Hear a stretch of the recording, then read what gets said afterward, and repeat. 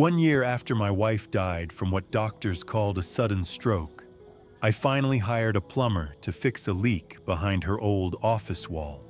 I was sitting in church when my phone vibrated. His voice was tense and urgent. "Sir, you need to come home right now," he said. "I just uncovered something hidden inside your wife's office, and don't tell anyone about this." When I returned home, I was shocked by what my wife had left behind, a secret so dark it would destroy my family forever. Thank you so much for being here and staying with me so far. Before we continue, let me know in the comments where you're watching from. I truly love seeing how far these stories travel. And just to be clear, this story includes some fictionalized details used to help explain the situation and its meaning.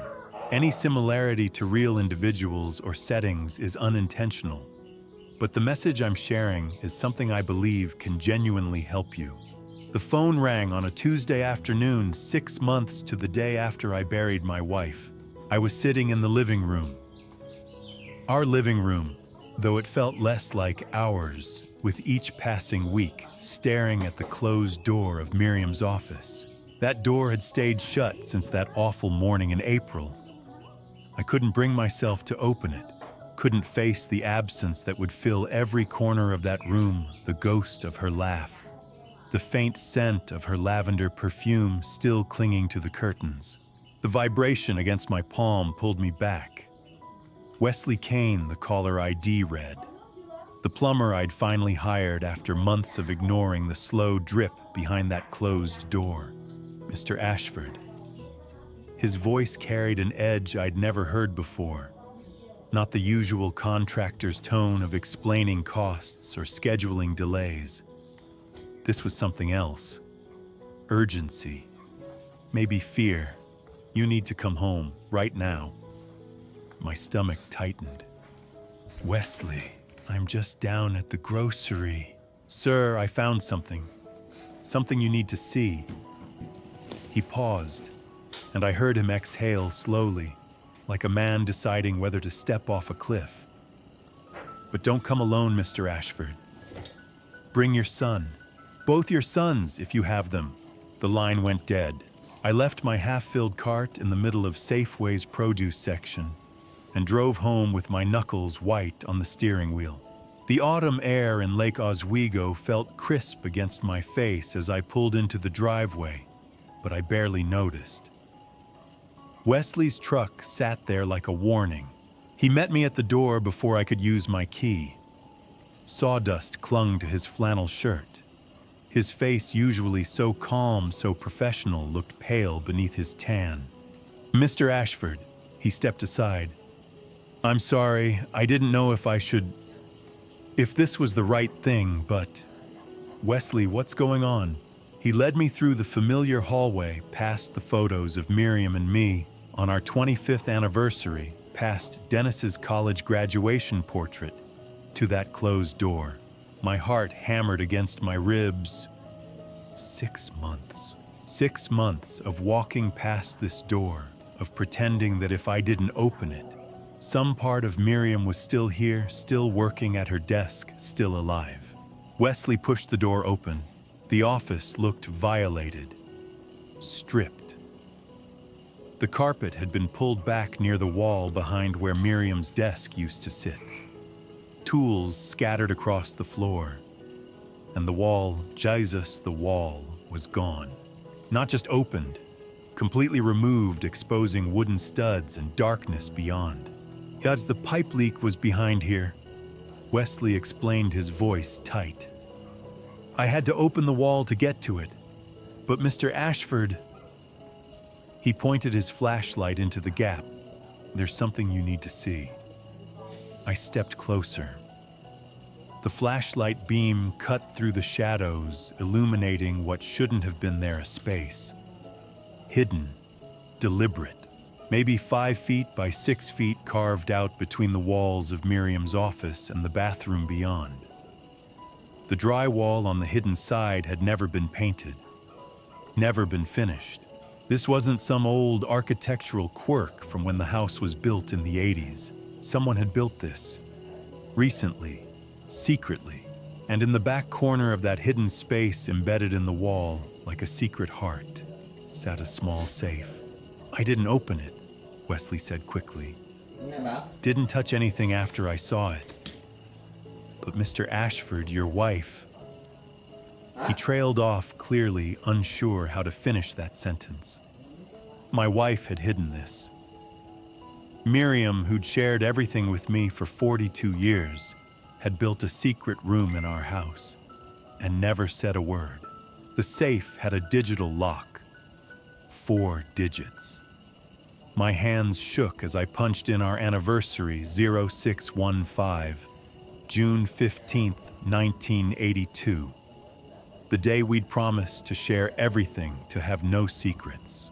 The lock clicked open. Inside, 3 things waited in the darkness. A USB drive, a leather-bound journal I recognized as Miriam's, the one she'd always kept in her desk drawer, and a stack of manila folders, each tab marked with a name in her precise, careful handwriting. I pulled out the folders one by one, my mind refusing to process what I was seeing. Dennis, my son, Celeste, my daughter-in-law, Dr. Malcolm Crane, our family doctor, Elliot Sutherland, my business partner of 30 years, my best friend, Mr. Ashford. Wesley's voice seemed to come from very far away. I think someone's been in here before. Before me, I mean. Look at the dust. He was right. In the beam of his flashlight, I could see it now, disturbed patterns in the thin layer of dust coating the hidden room's floor. Faint impressions. Footprints carefully obscured, but there. Someone had known about this room. Someone had been searching. Wesley shifted his weight, uncomfortable. That's why I said about calling the police. And your son. This feels wrong, Mr. Ashford. Like something bad wrong. My phone buzzed in my pocket. I pulled it out with numb fingers. Dennis. Calling. I stared at his name on the screen, my boy, my only child, and didn't answer. Couldn't answer. Not until I understood what the hell my dead wife had been hiding from me. Wesley cleared his throat. I should go. Give you some privacy, but Mr. Ashford... He met my eyes and I saw genuine concern there. Be careful. Whatever this is, your wife went to a lot of trouble to keep it hidden. I nodded, unable to form words. Wesley let himself out, leaving me alone in the gutted office with my dead wife's secrets. I picked up the journal. The leather was soft, worn from Miriam's hands, holding it, writing in it, trusting it with whatever she couldn't trust me with. The thought cut deeper than any knife. The first page was dated March 2023, over a year before she died. I took a breath that felt like swallowing glass and began to read. Jot Leonard, her handwriting said. Steady, clear, so achingly familiar. If you're reading this, I'm already gone. And it wasn't an accident. The journal fell from my hands. Outside, the afternoon sun continued to shine, oblivious. Somewhere in the neighborhood, someone was mowing their lawn. Normal sounds.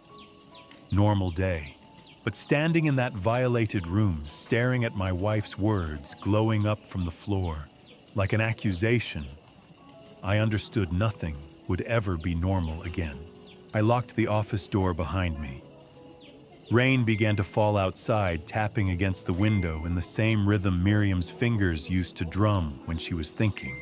I sat down at her desk and opened the journal to the second page. My hands trembled as I turned each sheet, Miriam's familiar handwriting, words she had written in secret, knowing I might never see them.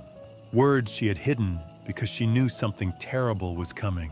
The first dated entry was from March 2023, more than a year before she died.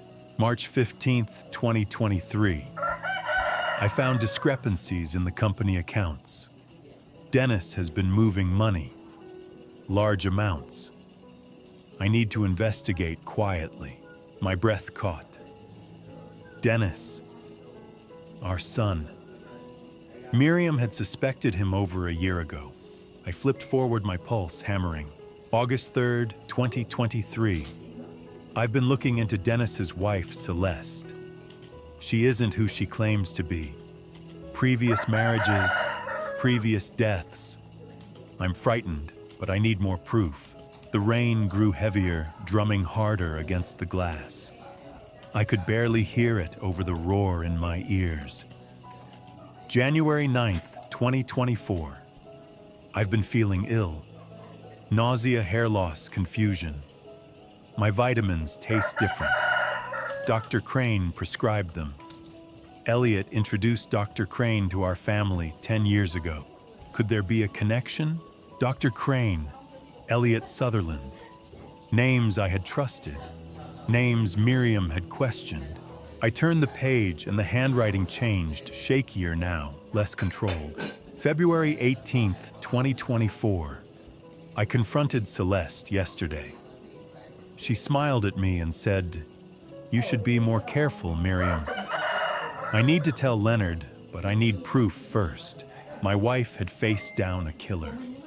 Alone. The final entries were from late March 2024, just weeks before Miriam died. The handwriting was barely legible, scrawled in jagged lines across the page. March 28th, 2024. Worse today, can't think clearly. Saw lawyer, safety deposit box. Forgive me, Leonard. That was the last entry in ink. But clipped to the final page was a small note in Miriam's hand, written in pencil, the letters large and unsteady. USB drive. Listen. April 10th. April 10th, 2024. 2 days before she died. I pulled the USB drive from the safe and plugged it into Miriam's old laptop, still sitting on the corner of her desk. The screen flickered to life, and a single audio file appeared. I clicked play, static. Then Miriam's voice, soft and hoarse, filled the room. "Leonard, if you're hearing this, I've run out of time." I pressed my hand over my mouth, tears blurring my vision. "Look at my medical records. Dr. Crane is lying. It wasn't a stroke. The symptoms, they're consistent with poisoning. Thallium, maybe. I don't know. But I know it wasn't natural." Her voice wavered, and I heard her take a shaky breath. "And Elliot. Elliot never forgave me for choosing you. I thought he had moved on, but I was wrong. He introduced Crane to us. He loaned Dennis money when Dennis was desperate. He's been there, Leonard, in the background, waiting, watching." A long pause. Rain battered the window. "I've left evidence with my lawyer, Lillian Prescott. She has instructions. If anything happens to me, she'll open a sealed file in April 2025. But I don't know if I'll make it that long." Her voice broke. "I'm so sorry I didn't tell you sooner. I wanted to be sure. I wanted to protect you. But now I'm afraid I've waited too long." Another pause. I could hear her crying softly.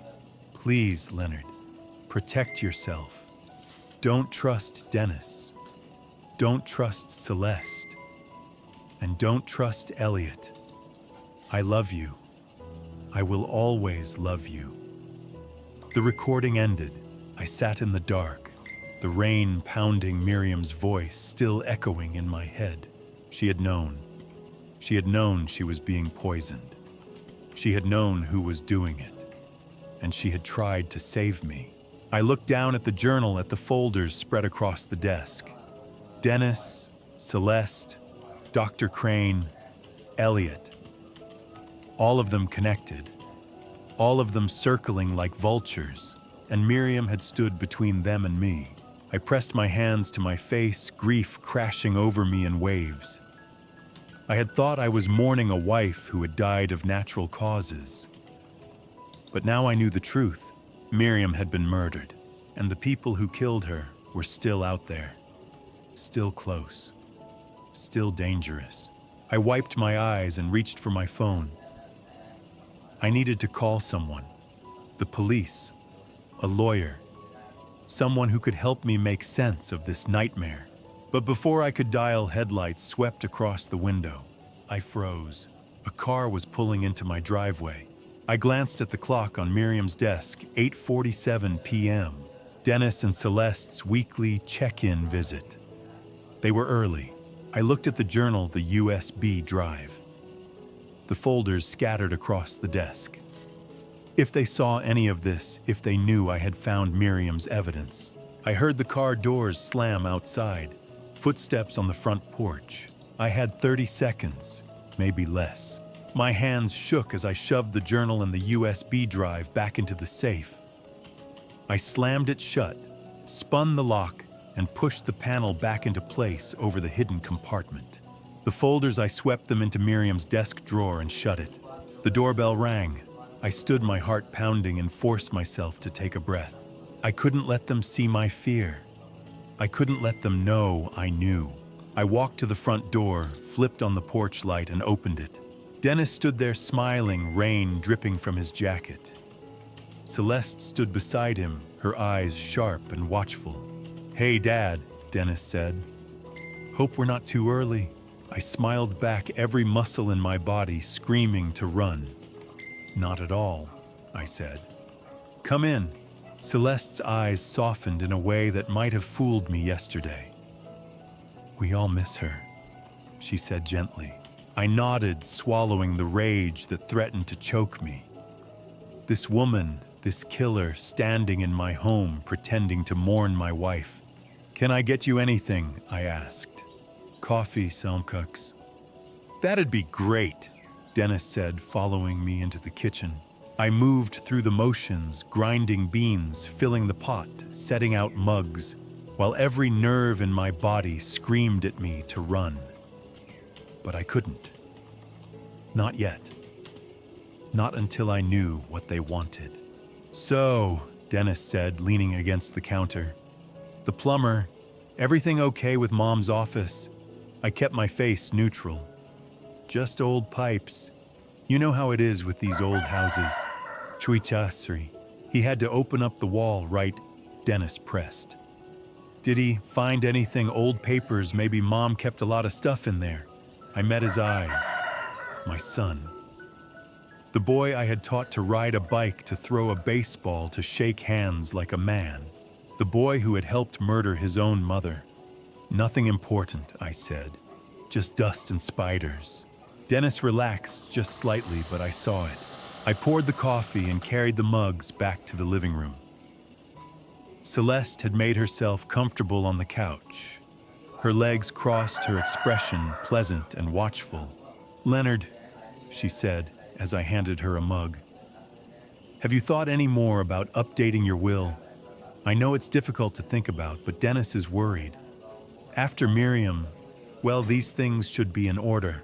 I forced a smile.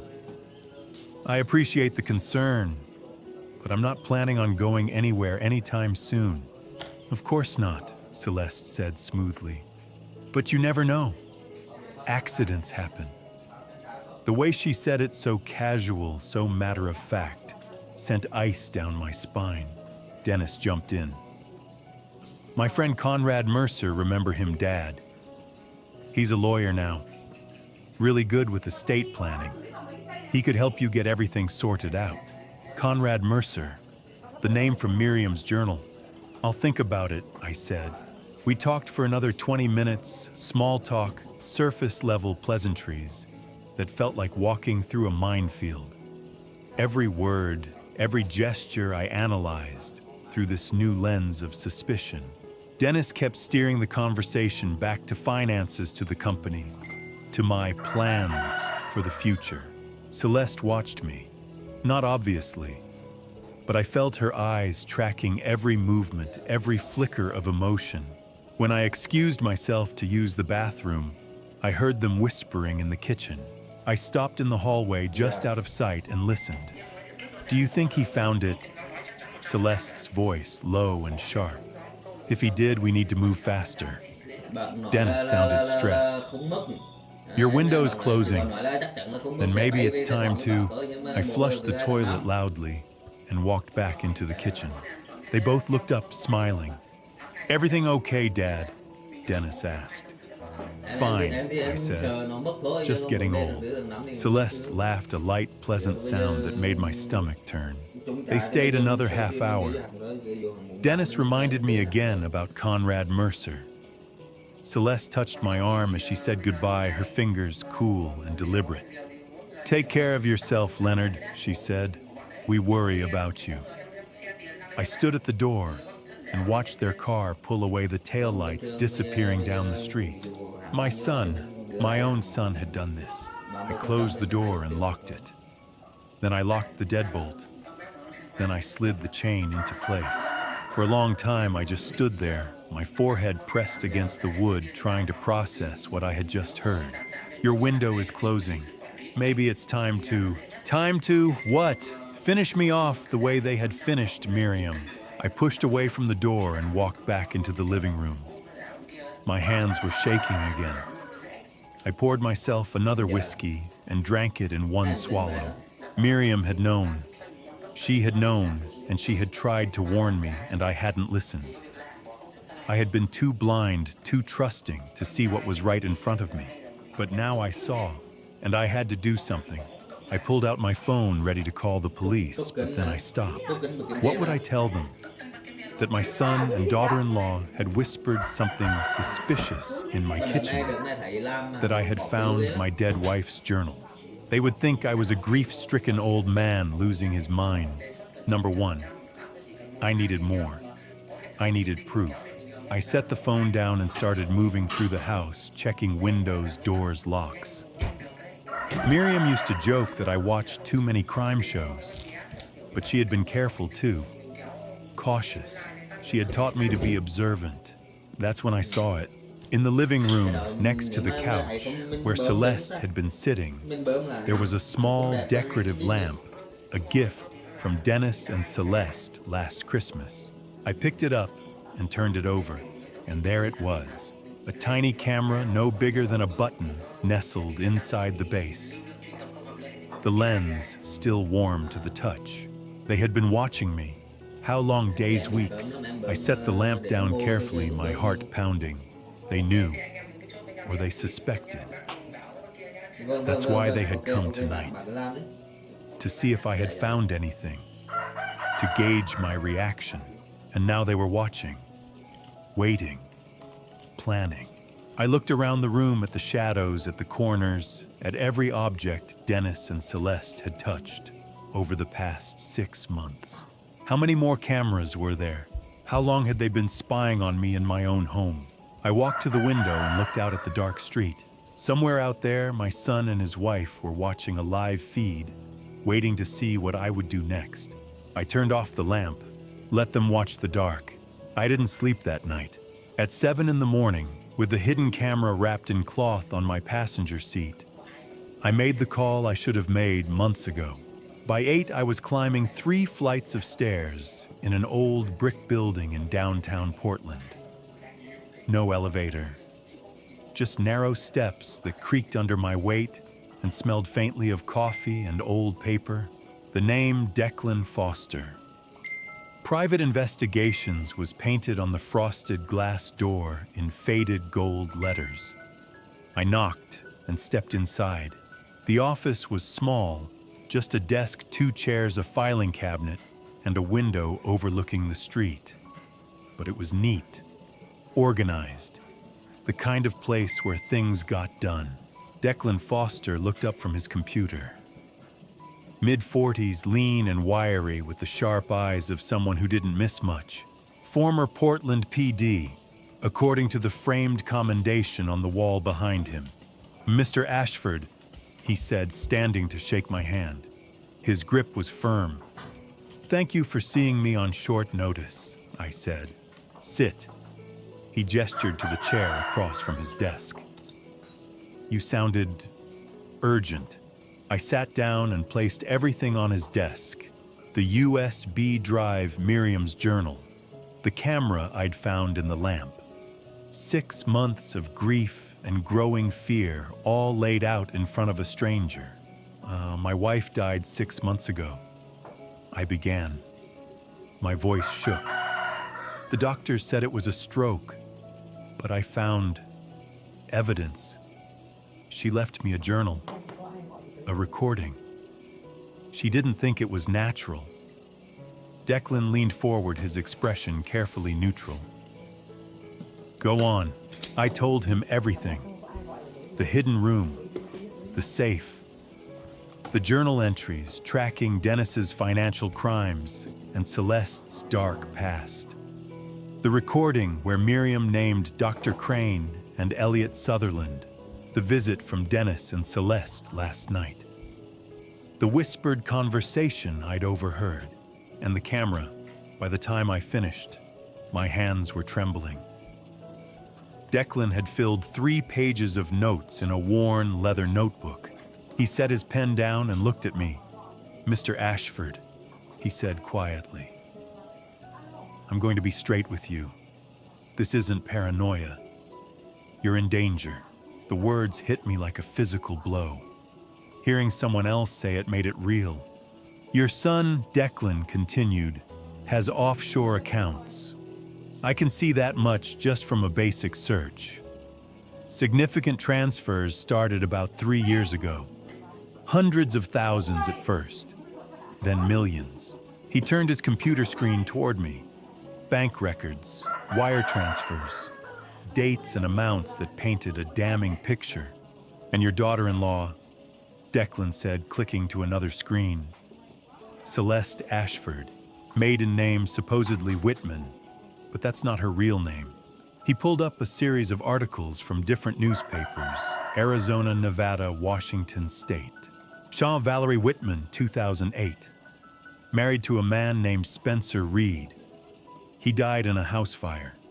She collected a $200,000 life insurance payout. He clicked to the next article. Sri Vivian Blackwood, 2010. Married to Nolan Bennett. He died in a boating accident. Another insurance payout. This time, $500,000. My stomach turned. She's been doing this for years, Declan said. Different names, different men. Always a tragic accident. Always a payout. And Dennis. I asked, my voice hoarse. Does he know? Declan met my eyes. Your son is either being manipulated or he's complicit. Either way, your wife discovered something that got her killed. And now they know you're looking. The room felt too small, too close. I couldn't breathe. The poisoning I managed. The thallium Miriam mentioned. Is that possible? It's a classic method, Declan said grimly. Slow acting. Mimics natural illness, hair loss, confusion, nausea. If the doctor isn't looking for it, it's almost impossible to detect, especially if the doctor is in on it. Dr. Crane, Elliot, Dennis, Celeste. A conspiracy that had wrapped around Miriam like a noose. Declan stood and walked to the window. There's more. He pulled up another file on his computer: traffic camera footage from the street near my house. A dark sedan parked at different times over the past 2 weeks. Always within view of my driveway. Always watching. Someone's been surveilling you, Declan said. Professionally. This isn't just your son checking in. This is organized. I stared at the screen, my pulse roaring in my ears. What do I do? I whispered. Declan turned to face me. First, we secure your safety. No more living alone in that house without protection. Second, we gather evidence. Your wife's journal is good, but it's not enough for a criminal case. We need more financial records, witness statements, forensic proof. And third, he leaned against his desk, arms crossed. Your wife mentioned a lawyer in her journal. If she left evidence with someone, we need to find that person. Fast. Because whoever's behind this, They're looking for that evidence too. It took me a full day to find her, Miriam's college roommate, a woman I hadn't spoken to in years. Lillian Prescott, attorney at law with an office overlooking the Willamette River. When I stepped into her office that Thursday afternoon and saw the framed photograph on her desk, Miriam and Lillian laughing at a class reunion 10 years ago, I realized how much of my wife's inner world I had never known. Lillian stood to greet me. She was in her early 50s, sharp-eyed and composed, dressed in a charcoal blazer that spoke of quiet authority. But when she took my hand, her grip was warm. "Ah, Leonard," she said gently. "I've been waiting for this call. I just hoped it wouldn't come this soon." I sank into the chair across from her desk, exhausted. "You knew." "I knew Miriam was afraid," Lillian said, sitting down. "I didn't know how bad it was until it was too late." She gestured to the photograph. "Miriam and I reconnected about 5 years ago. We became close again. She trusted me. She never mentioned you," I said quietly. "She wanted to protect you," Lillian replied. "The less you knew, the safer you were." Or so she thought. I pulled out Miriam's journal and set it on the desk. "She left me this, and a recording. She said you were her lawyer." Lillian nodded slowly. "She came to see me last year. She was terrified, Leonard. She discovered something about Dennis, about his wife, Celeste." I said the name bitter on my tongue. "Yes." Lillian opened a file on her desk. "Miriam brought me documents, financial records, background checks she'd done herself. She was convinced Celeste was dangerous, and she believed Dennis was either being manipulated or was complicit." My throat tightened. "When did she come to you?" "The first time last March. But the last time..."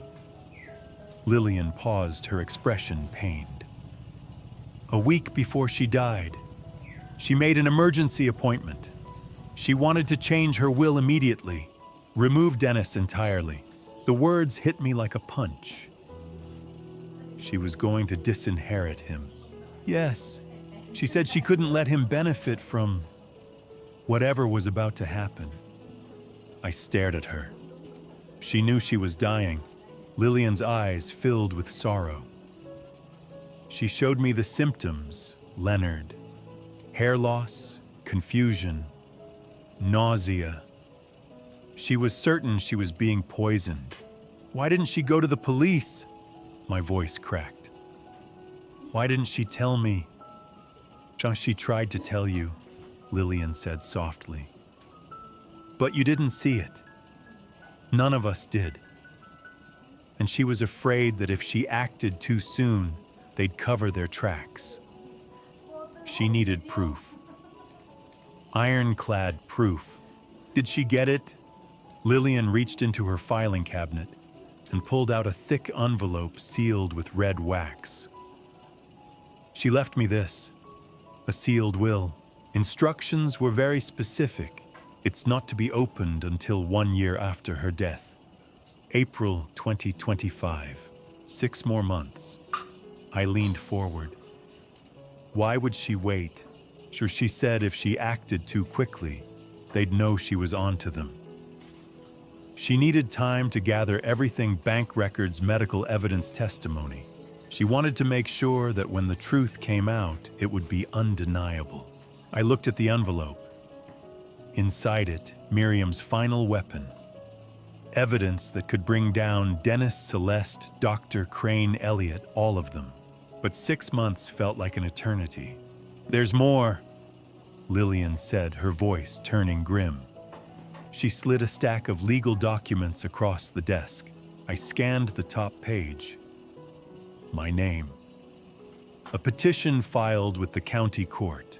Petition for determination of incapacity and appointment of guardian. "What is this?" I whispered. 3 days ago, Lillian said, Conrad Mercer filed a motion with the court. He's trying to have you declared legally incompetent. My hands shook as I flipped through the pages. Medical assessments. Statements from Dr. Malcolm Crane claiming I was suffering from dementia. Testimony from Dennis describing my erratic behavior since Miriam's death. And at the bottom, a signature. My signature, but I had never signed this document. Well, they forged it. Lillian said, her jaw tight. They're claiming you requested Conrad Mercer as your legal guardian. If the court approves this, Dennis will control everything, your assets, your medical decisions, your life. I couldn't breathe. They're trying to erase me. Just legally, yes, Lillian said. And once they have control, Leonard, you become a liability. Just like Miriam, the room spun. This wasn't just about money. It wasn't just about revenge. It was systematic, calculated. They were going to take everything from me and then... We fight back, Lillian said firmly. She opened her laptop and began typing. I'm filing a counter motion today. I'll get an independent psychiatric evaluation to prove you're of sound mind. I'll challenge the forgery, and I'll request a restraining order to keep Dennis and Celeste away from you until this is resolved. Will it work? I asked. It'll buy us time, Lillian said. But Leonard, you need to understand this is going to get ugly. Conrad Mercer is good at what he does, and whoever's behind this has resources. Elliot Sutherland, if Miriam was right about him, has connections. Money. Influence. I don't care, I said, my voice hard. They killed my wife. They're trying to kill me. I'm not going to let them win. Lillian's expression softened. Miriam said you'd say that. She reached across the desk and squeezed my hand. She loved you, Leonard. Everything she did, the journal, the will, the evidence, she did it to protect you. Now it's our job to finish what she started. I nodded, tears blurring my vision. What do we do next? Lillian pulled up a calendar. The competency hearing is scheduled for next week. I'll represent you. But in the meantime, you need to stay safe. Do you have somewhere secure to go? I'm working with a private investigator, I said. Declan Foster. Lillian's eyes lit with recognition. Former Portland PD. Good man. Stay close to him. And don't go anywhere alone. If they're moving this fast, it means they're desperate. She handed me a business card with her direct number. Call me if anything happens. Day or night. I stood to leave, but Lillian's voice stopped me. Leonard, I turned back. They're not just after your money, she said quietly. They're trying to erase you legally before they finish what they started with Miriam. And if that sealed will get opened early, if they find out what Miriam left behind, they'll destroy it. We have to protect you. Starting now. I walked out of her office and into the gray Portland afternoon, the weight of Lillian's words pressing down on me. They were trying to take everything. My wife, my son, my freedom, my life. But Miriam had left me a weapon, and I wasn't going to let her down. The attack came at 6:47 Monday morning through my bank account instead of a weapon. I was making coffee when my phone buzzed an alert from the bank. Transaction $50,000 transferred to offshore account. Authorized by Leonard Ashford, except I hadn't authorized anything. My hand froze on the coffee pot. I set it down and opened the banking app with shaking fingers. The transaction was there. $50,000 moved to an account in the Cayman Islands. The timestamp read 6:32 a.m. 15 minutes ago. I called the bank immediately. Mr. Ashford, the representative said after I explained. Our records show the transaction was authorized with your signature and security password. I didn't authorize it, I said, my voice tight. I want to see the authorization form. There was a pause. I'll send it to your email. The document arrived 60 seconds later. I opened it, my heart pounding. There it was, my signature at the bottom of a wire transfer request. But it wasn't my signature. It was close. Damn close. But the A in Ashford was slightly off the curve, too sharp, the loop too narrow. I'd been signing my name for 65 years. I knew the difference. This is forged, I told the representative. I'm sorry, Mr. Ashford, but without proof of fraud, we can't reverse the transaction. You'll need to file a formal dispute and provide documentation. How long will that take? 4 to 6 weeks. I hung up, fury boiling in my chest. They were moving, fast. My phone rang again. Dennis. I stared at the screen, my jaw clenched. Then I answered. Hey, Dad. Dennis said, his voice dripping with false concern. I just heard from the bank. They called me as your emergency contact. Are you okay? You've been a little confused about your finances lately. There it was, the gaslighting. I'm fine, I said evenly. Just a mistake. Are you sure? Dennis pressed. Because Mom used to handle all the money stuff, and I know you've been struggling since we lost her. Maybe you just forgot you authorized the transfer. I gripped the phone so hard my knuckles turned white. Maybe you're right, son. Everything's been hard. I know, Dad. I know. His voice softened, syrupy, with fake sympathy. Listen, maybe it's time we sat down with Conrad Mercer. Get your estate stuff organized. Take some of the pressure off you. And I'll think about it, I said. Great. I'll call you later to check in. He hung up. I stood in my kitchen, staring at the phone, and felt the rage settle into something colder. Sharper. They thought I was weak, confused, easy to manipulate. They had no idea. I called Declan. They hit my bank account, I said. 50 grand, forged signature. Expected, Declan said grimly. They're building a paper trail, making you look financially incompetent. It's ammunition for the competency hearing. Can you prove the signature's fake? I know it is, but proving it in court. Or will take time, Declan finished. Time they're not going to give you. Stay sharp, Leonard. This is just the beginning. At noon, a package arrived. I stared at the label. No return address.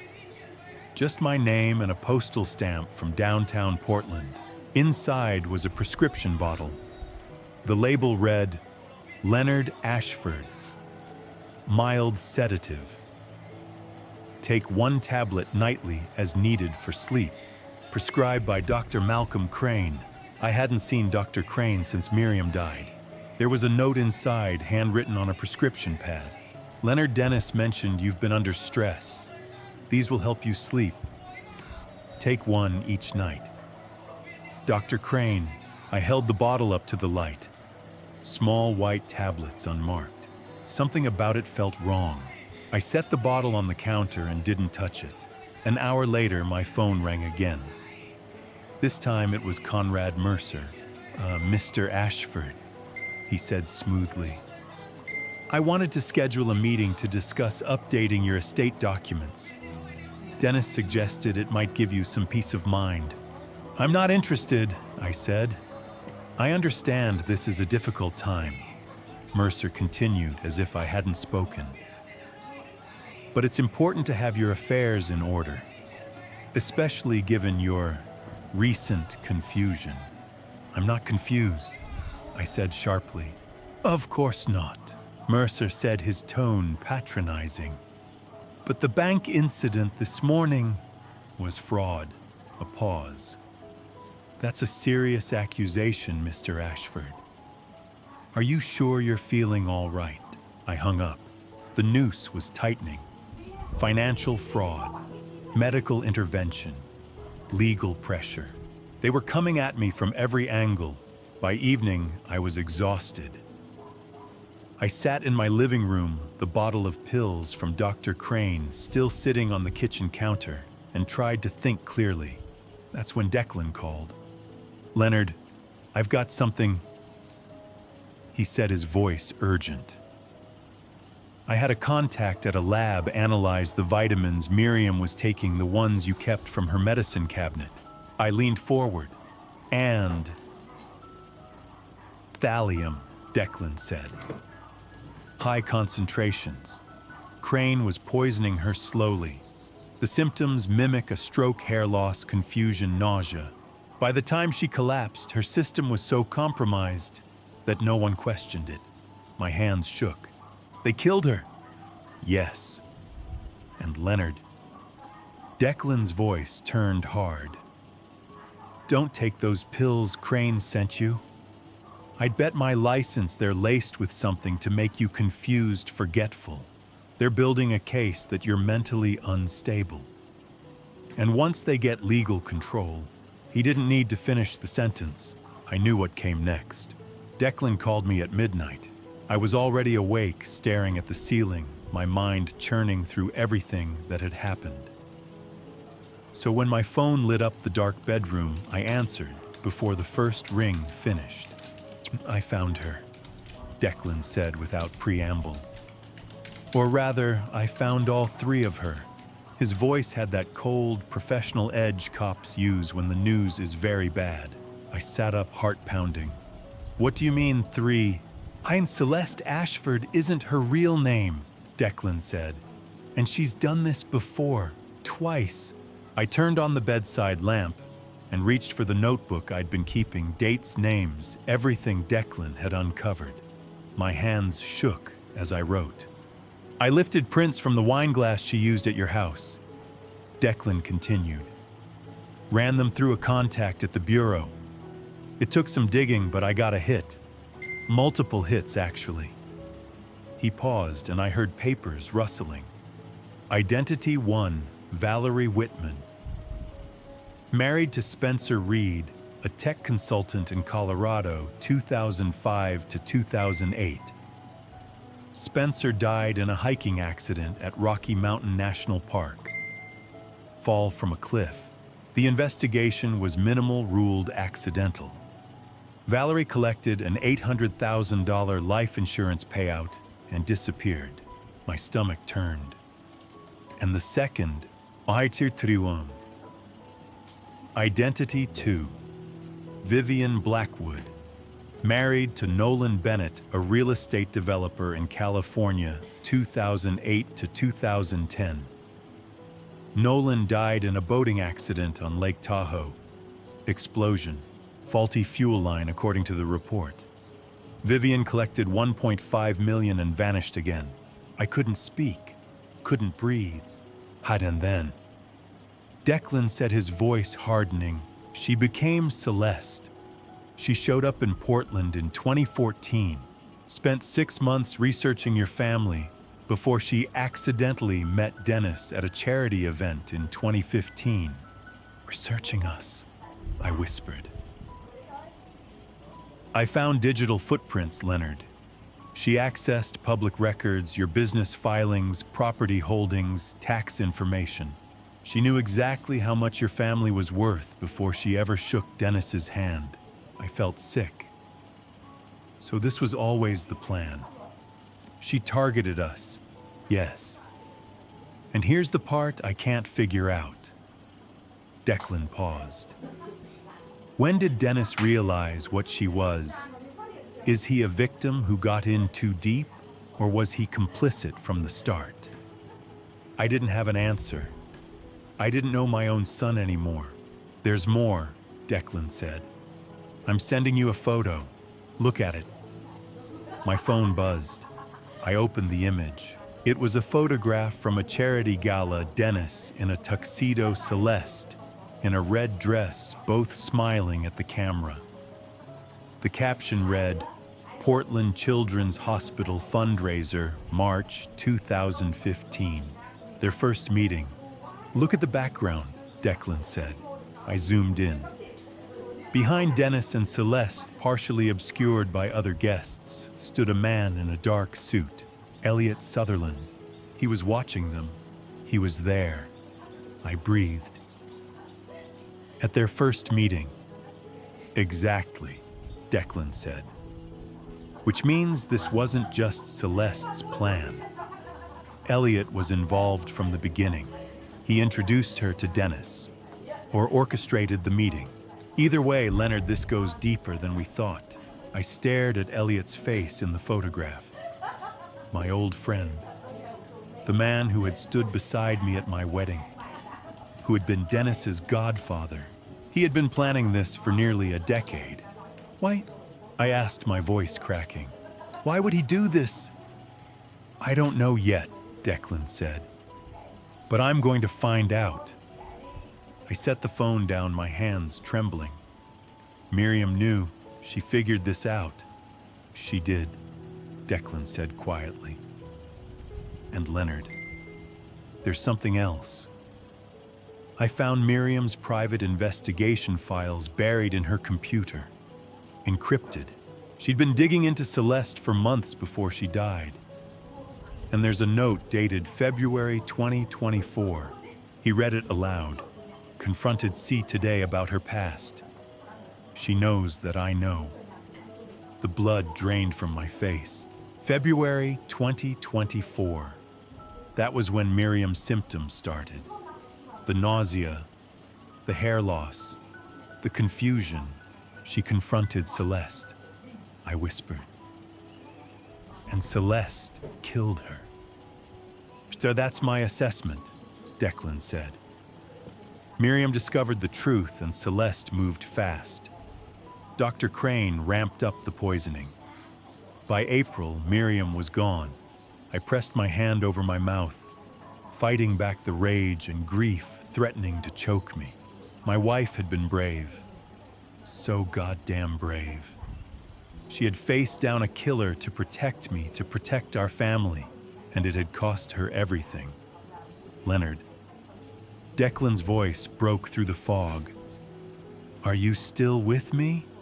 Yeah, I managed. I'm here. Good. Because we need to move carefully now. Celeste is dangerous. She's got a body count, and she's not going to stop. She's been planning this for years, and she's got Elliot backing her. That means money, resources, connections. What do we do? I asked. We build the case, Declan said. I'm reaching out to investigators in Colorado and California, reopening questions about Spencer Reed and Nolan Bennett. If we can prove a pattern, we can bring this to the FBI. But it's going to take time. How much time? A few weeks, maybe more. I don't have weeks, I said, my voice shaking. They're trying to get me declared incompetent. The hearing is next week.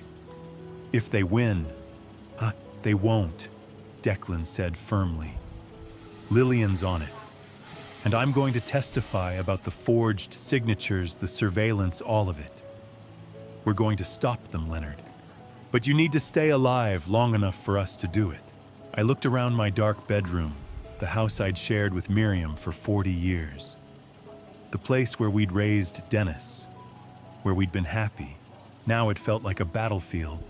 I'll be careful, I said. Good. And Leonard, one more thing. What? Miriam left those files for you. She wanted you to find them. She knew you'd figure it out. She trusted you to finish what she started. I closed my eyes, tears sliding down my face. I won't let her down, I whispered. I know you won't, Declan said.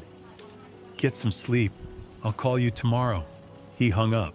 I sat alone in the dark, Miriam's words echoing in my head. She knows that I know. Celeste had killed my wife because Miriam had discovered the truth. And now I knew the truth too, which meant I was next. Saturday afternoon, I sat in Declan's office, surrounded by old photographs and stacks of bank records, piecing together the truth about the man I'd called my best friend for 3 decades. Declan laid the timeline across his desk, like a prosecutor preparing a murder case. Except the victim wasn't a body. It was my entire adult life. Start at the beginning, I said, my voice hollow. Declan slid a faded college yearbook toward me. University of Oregon, 1963 to 1965. I opened it. There they were, young, smiling, frozen in black and white. Miriam and Elliot. They looked happy, in love. They dated for 2 years, Declan said quietly. People I tracked down say Elliot planned to propose in the summer of 1966. My chest tightened. Miriam never told me. She didn't want to hurt you, Declan replied. But that same summer she attended a friend's wedding, and that's where she met you. I remembered it clearly. The music, the laughter, the way Miriam smiled when I asked her to dance like the rest of the room had disappeared. She chose you, Declan said. And Elliot never recovered. He slid another document across the desk. A business registration from Seattle dated 1967. Elliot left Oregon, built a tech and real estate empire, made millions. But Leonard, he never married, never moved on. Every woman he dated resembled Miriam. I felt sick. In 1994, Declan continued. Elliot returned to Oregon. He approached you with a business partnership. You remember that? I nodded.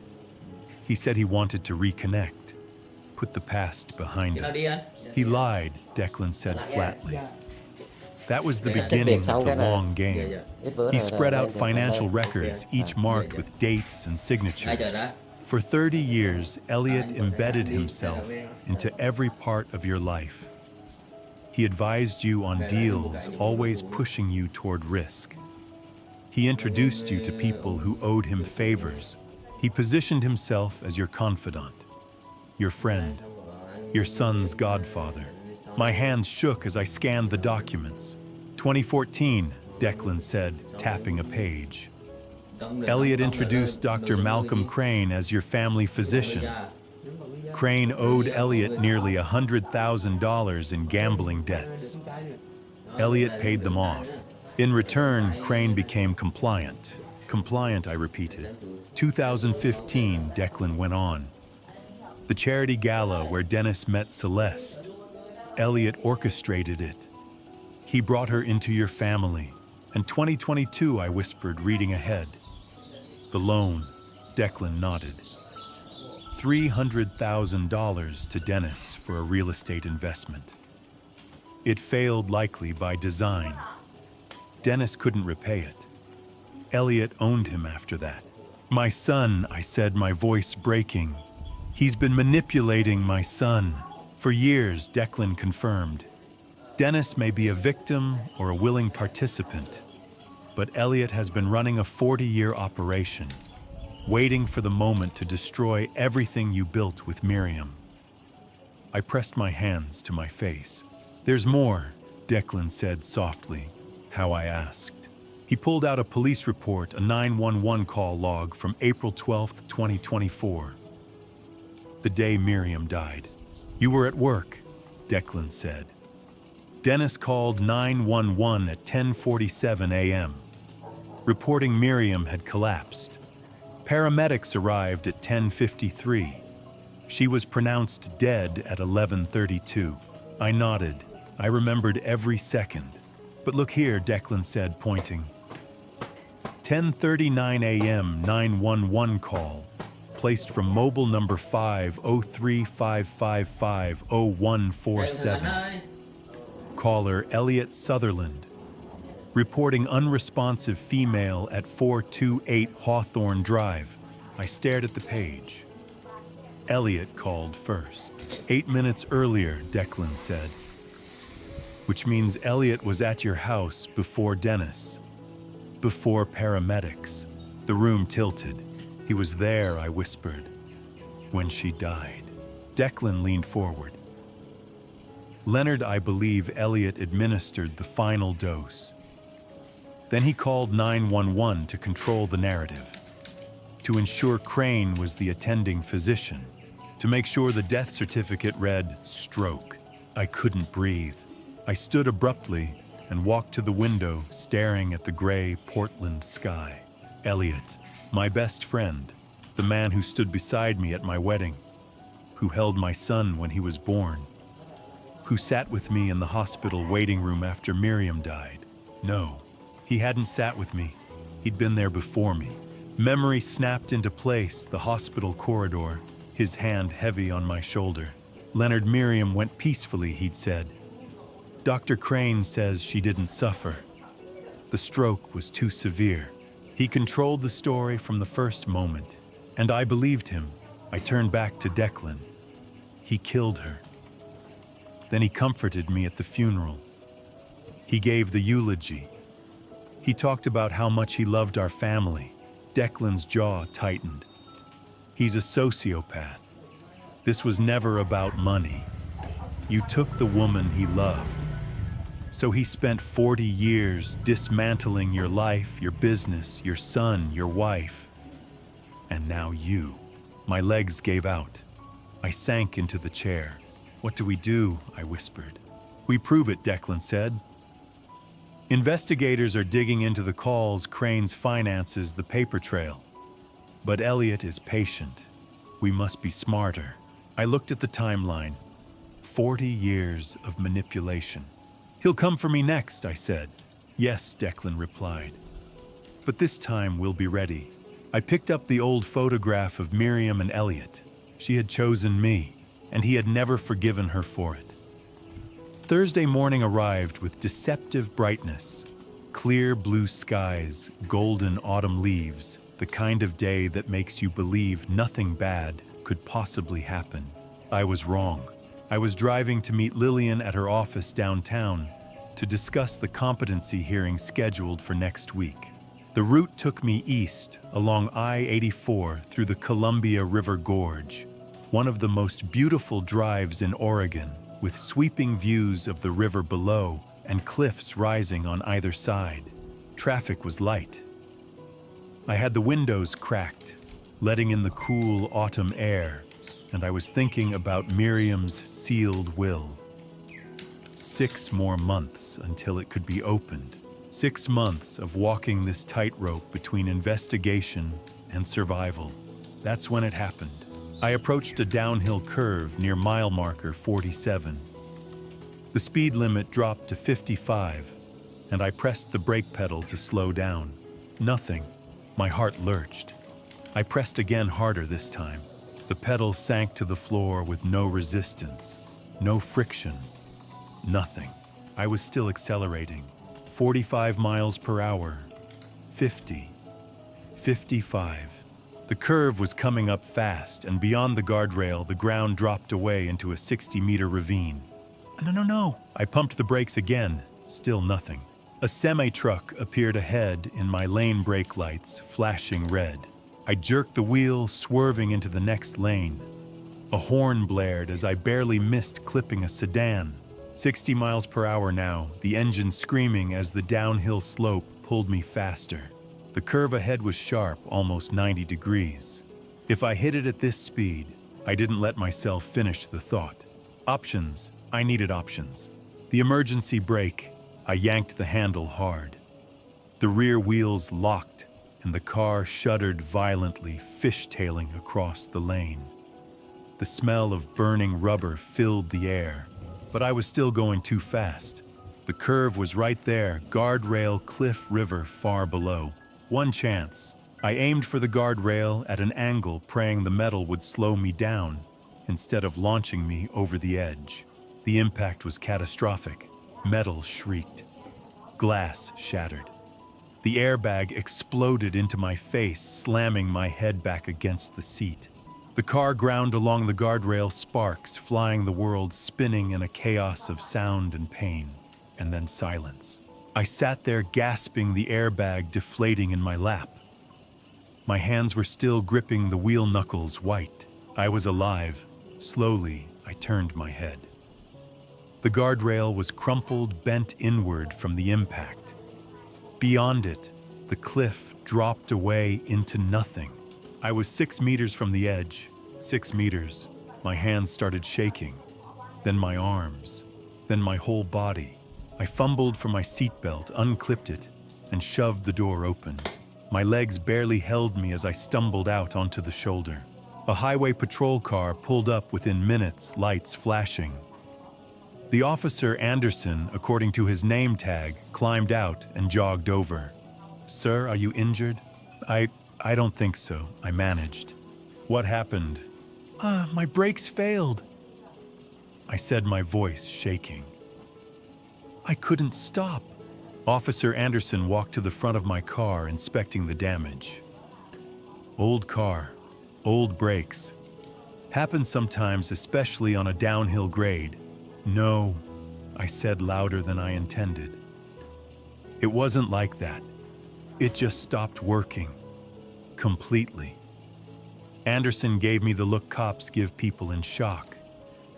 "We'll have the vehicle towed and inspected. But honestly, sir, it looks like equipment failure. You're lucky you didn't go over. Lucky." I pulled out my phone with trembling fingers and called Declan. "Leonard, what's wrong?" "My brakes failed," I said. "On the gorge." "Declan, I almost." "Where are you?" "Mile marker 47, eastbound." "I'm on my way. Don't let them tow the car until I get there." He hung up. Officer Anderson was filling out an incident report when Declan's truck pulled up 20 minutes later. Declan climbed out, his expression grim. "Mr. Foster," Anderson said. "Friend of yours, a former Portland PD."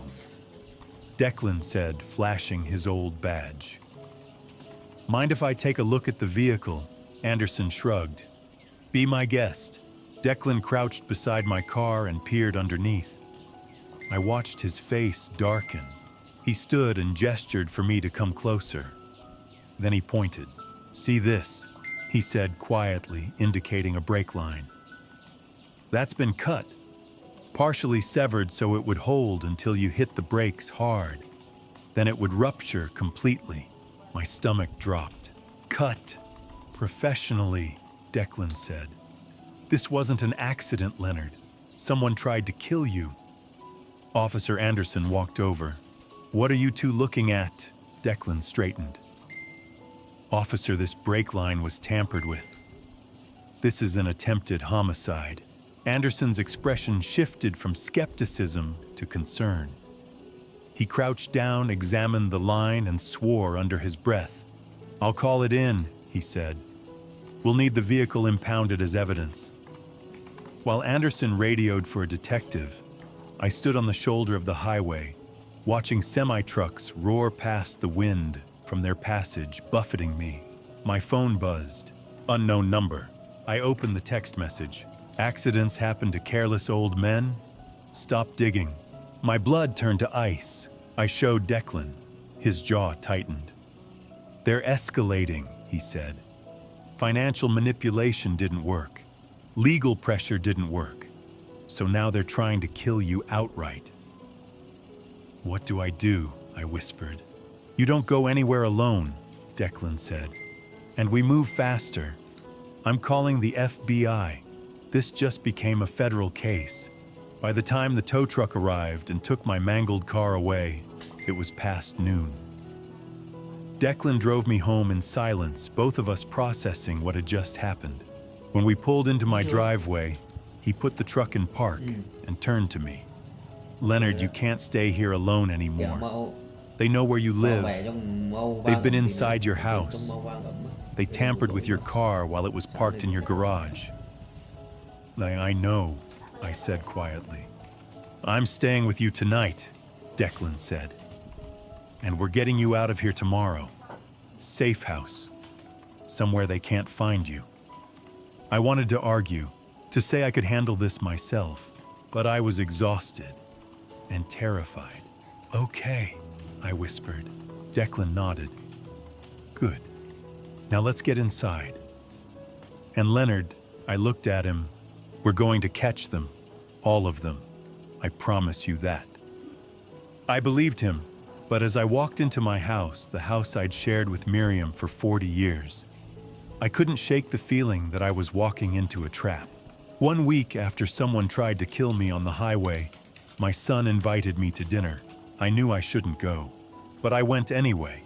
Dennis called on Tuesday, his voice thick with what sounded like regret. "Dad, I know things have been tense. Can we talk just dinner at our place Thursday night? Please." Lillian told me not to go. Declan told me it was a trap. But part of me, the part that remembered teaching Dennis to ride a bike, the part that had held him when he was born, still wanted to believe my son wasn't trying to kill me.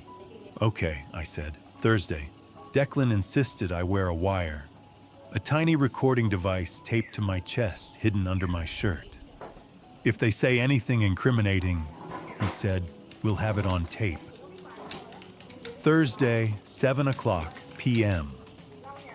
I pulled up to Dennis and Celeste's apartment building, a sleek, modern high-rise downtown, all glass and steel. Nothing like the warm, cluttered home Miriam and I had raised him in. Dennis met me at the door with a hug that felt too tight, too rehearsed. "Dad, thanks for coming." Celeste appeared behind him, smiling. "Leonard, we're so glad you're here. Something was wrong." The air felt too still, too careful. The living room was immaculate white furniture, abstract art, not a single photograph. No trace of the family Dennis had come from. Celeste poured wine. I took the glass, but barely sipped. They didn't seem to notice. "We wanted to talk," Dennis said, settling onto the couch. "About everything that's happened. The misunderstandings." "Yeah, misunderstandings," I repeated, keeping my voice neutral. The bank thing," Dennis continued. "Dad, I swear I thought you'd authorized that transfer. I was trying to help by moving $50,000 to an offshore account." Dennis's smile faltered. "It was an investment opportunity. I wanted to include you without asking me first." Celeste cut in smoothly. "Leonard, we know you've been under a lot of stress since Miriam passed. Grief can make things confusing. We just want to help." There it was again, the gaslighting, making me question my own reality. I forced a smile. "I appreciate the concern. Dinner's ready," Celeste announced, standing. "I made your favorite." Well, Miriam's favorite. My stomach turned. Coq au vin, chicken braised in red wine, the dish Miriam used to make on special occasions. The irony wasn't lost on me. We sat at the dining table, too formal, too staged. Celeste served the plates herself, her hands graceful and deliberate. I watched her closely. Did she add something, a sprinkle of powder? A few drops from a vial? I couldn't tell. "Eat, Dad," Dennis urged. Celeste worked all day on this. I took a small bite. It tasted fine, rich, savory, nothing obviously wrong. But I didn't trust it. I pushed the food around my plate, taking tiny portions, chewing slowly. When they weren't looking, I slipped a piece of chicken into my napkin. "Not hungry?" Celeste asked, her eyes sharp. "Doctor told me to eat light," I said. "Stomach hasn't been the same since the accident." "That must have been terrifying," she said, her voice dripping with false sympathy. "Brake failure, so random." I met her eyes. Yes, random. Dennis steered the conversation back to safer territory, weather holidays, neutral topics. But every few minutes, he'd circle back. "Dad, you really should meet with Conrad Mercer. He's the best estate lawyer in Portland. He could help you avoid complications." "I have a lawyer," I said, Lillian Prescott. Celeste's smile was razor sharp. "She's competent. But Conrad has connections, resources." "I'm sure he does," I said. By 9:30, I'd had enough. I stood, thanked them for dinner, and made my excuses. Dennis walked me to the door. "Think about what we said, Dad. We're family. We're on your side." I nodded, not trusting myself to speak. As I drove home, I felt a strange sense of victory. I'd made it through. I'd recorded the conversation. I'd avoided eating most of the food. I'd won. At 11:45 p.m., I woke up in agony. The pain started in my stomach, sharp, burning, twisting. I stumbled out of bed, barely making it to the bathroom before I vomited violently. My vision blurred. The room spun. I reached for my phone on the nightstand, but my hands wouldn't cooperate. My fingers felt numb, useless. I collapsed onto the tile floor, gasping. "Declan!" I tried to shout, but it came out as a whisper. Footsteps pounded down the hall. The bathroom door flew open. Shouted Leonard. Declan dropped to his knees beside me. Jesus. Hang on. He pulled out his phone, dialed 911, and scooped me up like I weighed nothing. The drive to the hospital was a blur of streetlights and pain. Providence Portland Medical Center. Emergency room. The fluorescent lights were too bright. Voices swirled around me, nurses, doctors, someone asking questions I couldn't answer. A woman in scrubs leaned over me. "Mr. Ashford, I'm Dr. Helena Cross. Can you hear me?" I nodded weakly. "We're running a blood panel, just hold on." Time fractured. Minutes felt like hours. Dr. Cross came back, her face grim. "Mr. Ashford, there's thallium in your system. Someone poisoned you." I laughed, a bitter, broken sound, and immediately regretted it as my stomach clenched. "Same thing," I rasped, "that killed my wife." Dr. Cross's expression hardened. "We're calling the police. This is a criminal matter." 2 detectives showed up at 3 a.m. They took my statement, then left to interview Dennis and Celeste. Declan stayed with me, his face tight with fury. "They got you. Even with all our precautions, they got you." "Not enough to kill me," I said weakly. "Not yet," Declan said. "But Leonard, they're not going to stop." An hour later, the detectives returned. "We questioned your son and daughter-in-law," one of them said. "They're claiming you must have eaten something earlier in the day. They said the meal was fine, they ate the same food." "They're lying," I said. "We searched their apartment. No thallium, no poison, no evidence." "Of course not," I said bitterly. "They're professionals." The detective hesitated. "Mr. Ashford, without physical evidence, we can't make an arrest. It's your word against theirs." Before I could respond, Conrad Mercer arrived, slick, composed, carrying a briefcase like a weapon. "Detectives," he said smoothly. "My clients are devastated by this unfortunate food poisoning incident. They're cooperating fully. But I trust you're not accusing them of anything without evidence." The detectives exchanged glances. "No charges at this time." Mercer nodded. "Good. If there's nothing else, my clients would like to go home. This has been very traumatic for them." And just like that, it was over. No arrests, no consequences. I lay in the hospital bed, an IV in my arm, pumping fluids and chelating agents to flush the poison from my system. Declan sat beside me, silent and furious. "They tried to finish what they started with Miriam," I whispered. "I know," Declan said, "and they're going to try again." "I know," he said again. "But Leonard, next time they're going to have to go through me first." I closed my eyes, exhausted and defeated. They'd poisoned me in my own son's home, and there was nothing I could do about it. 2 weeks later, I stood in a county courthouse facing the surreal reality that my own son was trying to have me declared legally incompetent. The courtroom was smaller than I'd imagined, from movies' wood-paneled walls. Fluorescent lights, the smell of old paper, and desperation. Dennis sat at the petitioner's table with Conrad Mercer. He wouldn't look at me. Lillian sat beside me, her notebook filled with notes ready for battle. Judge Dorothy Lang presided, a stern woman in her late 60s. Silver hair pulled back in a tight bun, eyes that missed nothing. "We're here," she said, "to determine whether Leonard Ashford possesses the mental capacity to manage his own affairs. Mr. Mercer, you may begin." Conrad Mercer stood smoothing his tie. "Your Honor, Leonard Ashford exhibits clear signs of cognitive decline, rendering him vulnerable and incapable of managing his substantial assets. We have evidence of confusion, memory loss, and poor judgment."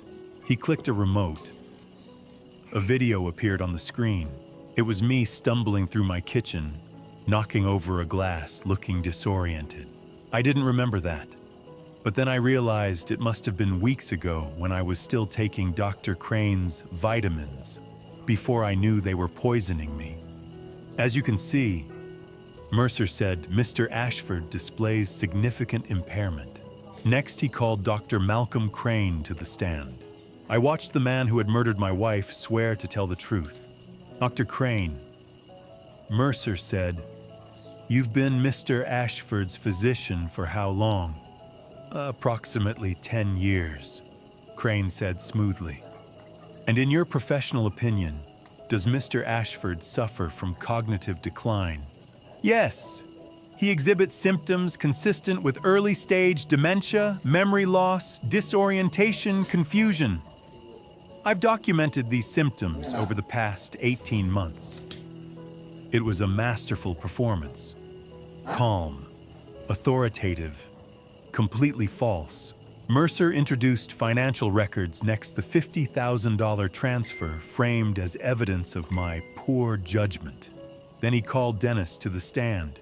I watched my son walk to the witness box, place his hand on the Bible, and swear to tell the truth. "Mr. Ashford," Mercer said gently, "can you describe your father's behavior over the past year?" Dennis swallowed. "He's been different. Since Mom died. He forgets conversations. He seems paranoid, accusing people of things that don't make sense. I'm worried about him." My heart broke as I listened to him lie under oath. Was this manipulation, or had Dennis convinced himself it was true? Lillian stood for cross-examination, her voice sharp.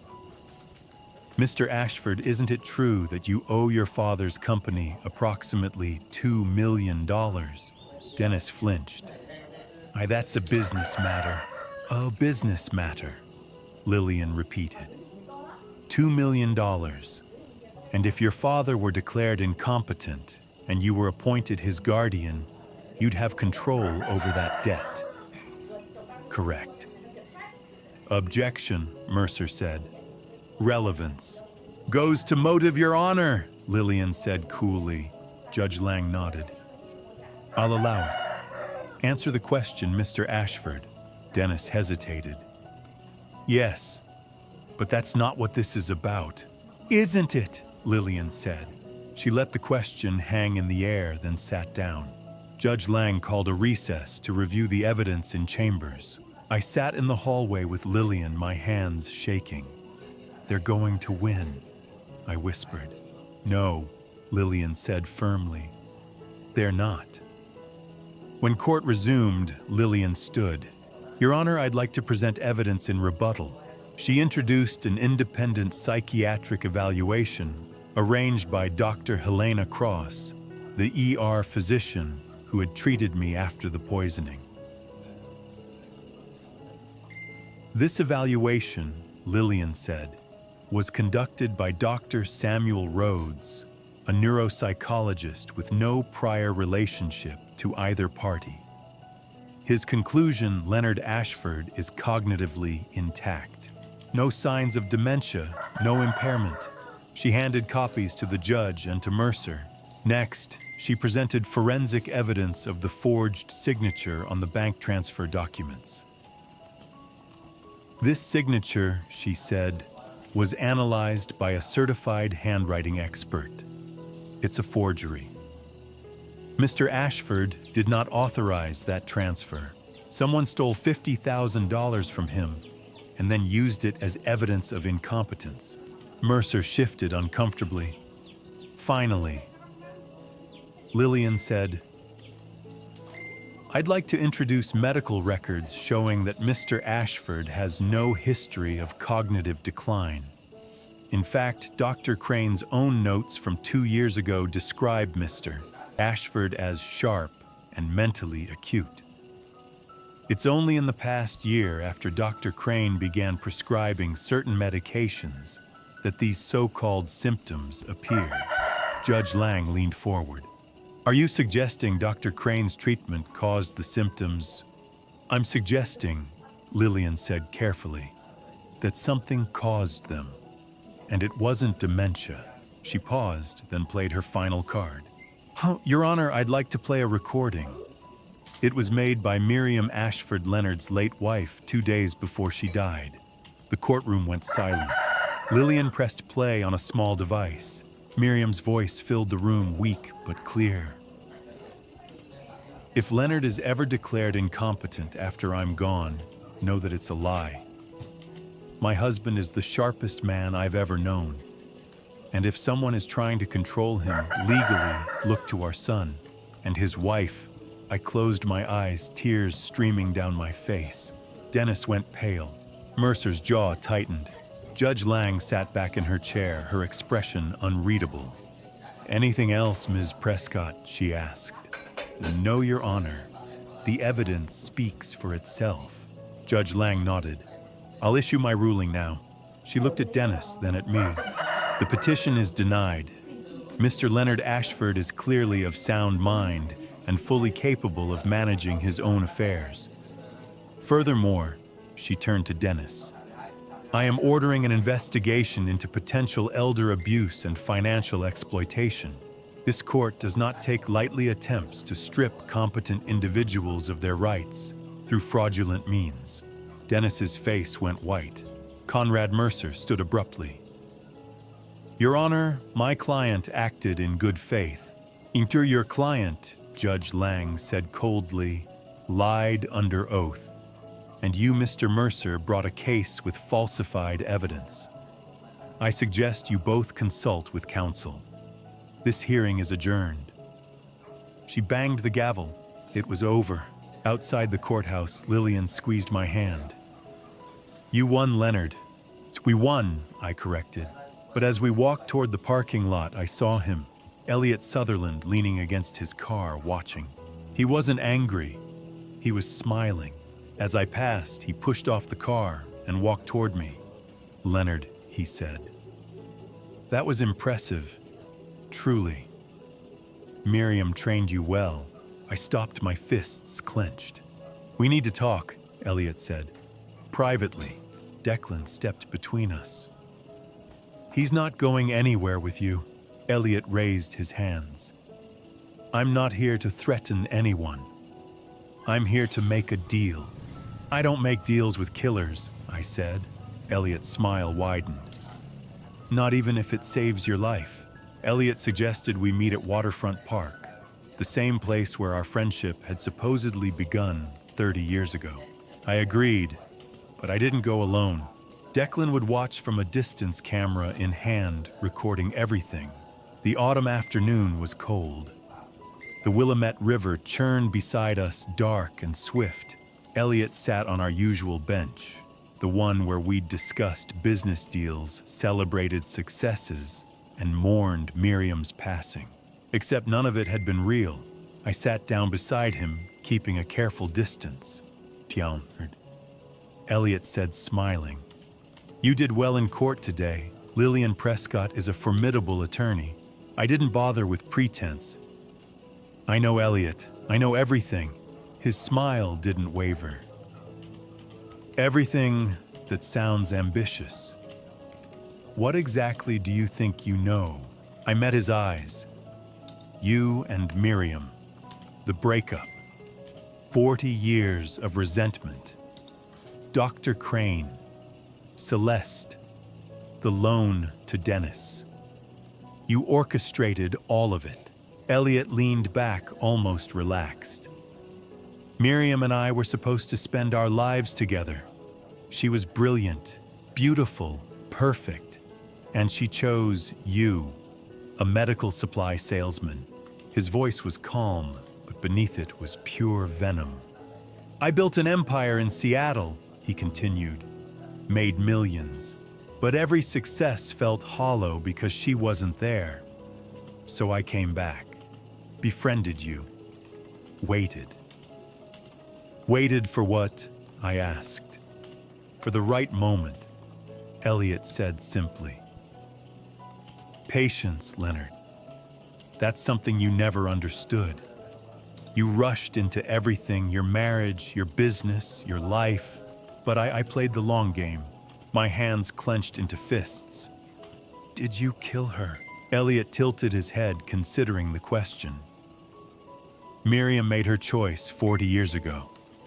We all have to live with consequences. Some consequences just take longer to arrive. It wasn't a confession, not technically, but it was enough. You introduced Dr. Crane to our family. I said, my voice shaking. You loaned Dennis money so you could control him.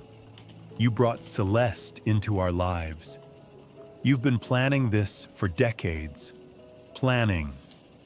Elliot said is such a crude word. I prefer cultivating. I cultivated opportunities. I cultivated relationships. I cultivated leverage. He turned to face me fully. Do you know what it's like, Leonard, to watch the woman you love build a life with someone else? To see her happy with a man who didn't deserve her, to attend her son's birthday parties and pretend to be a friend when all you want is to burn it all down. So you did, I said. Eventually. Elliot agreed. But not out of anger, out of fairness. Miriam chose you. So I made sure you'd lose everything she gave you. Your son, your company, your peace of mind, and eventually your life. The casual way he said it made my blood run cold. You won't get away with this, I said. Elliot laughed, a soft, bitter sound. Leonard, I already have. You won a legal battle today. Congratulations. But legal battles are stressful, not good for the heart. A man your age should be careful. It was a threat, thinly veiled but unmistakable. What do you want? I asked. I want you to understand, Elliot said.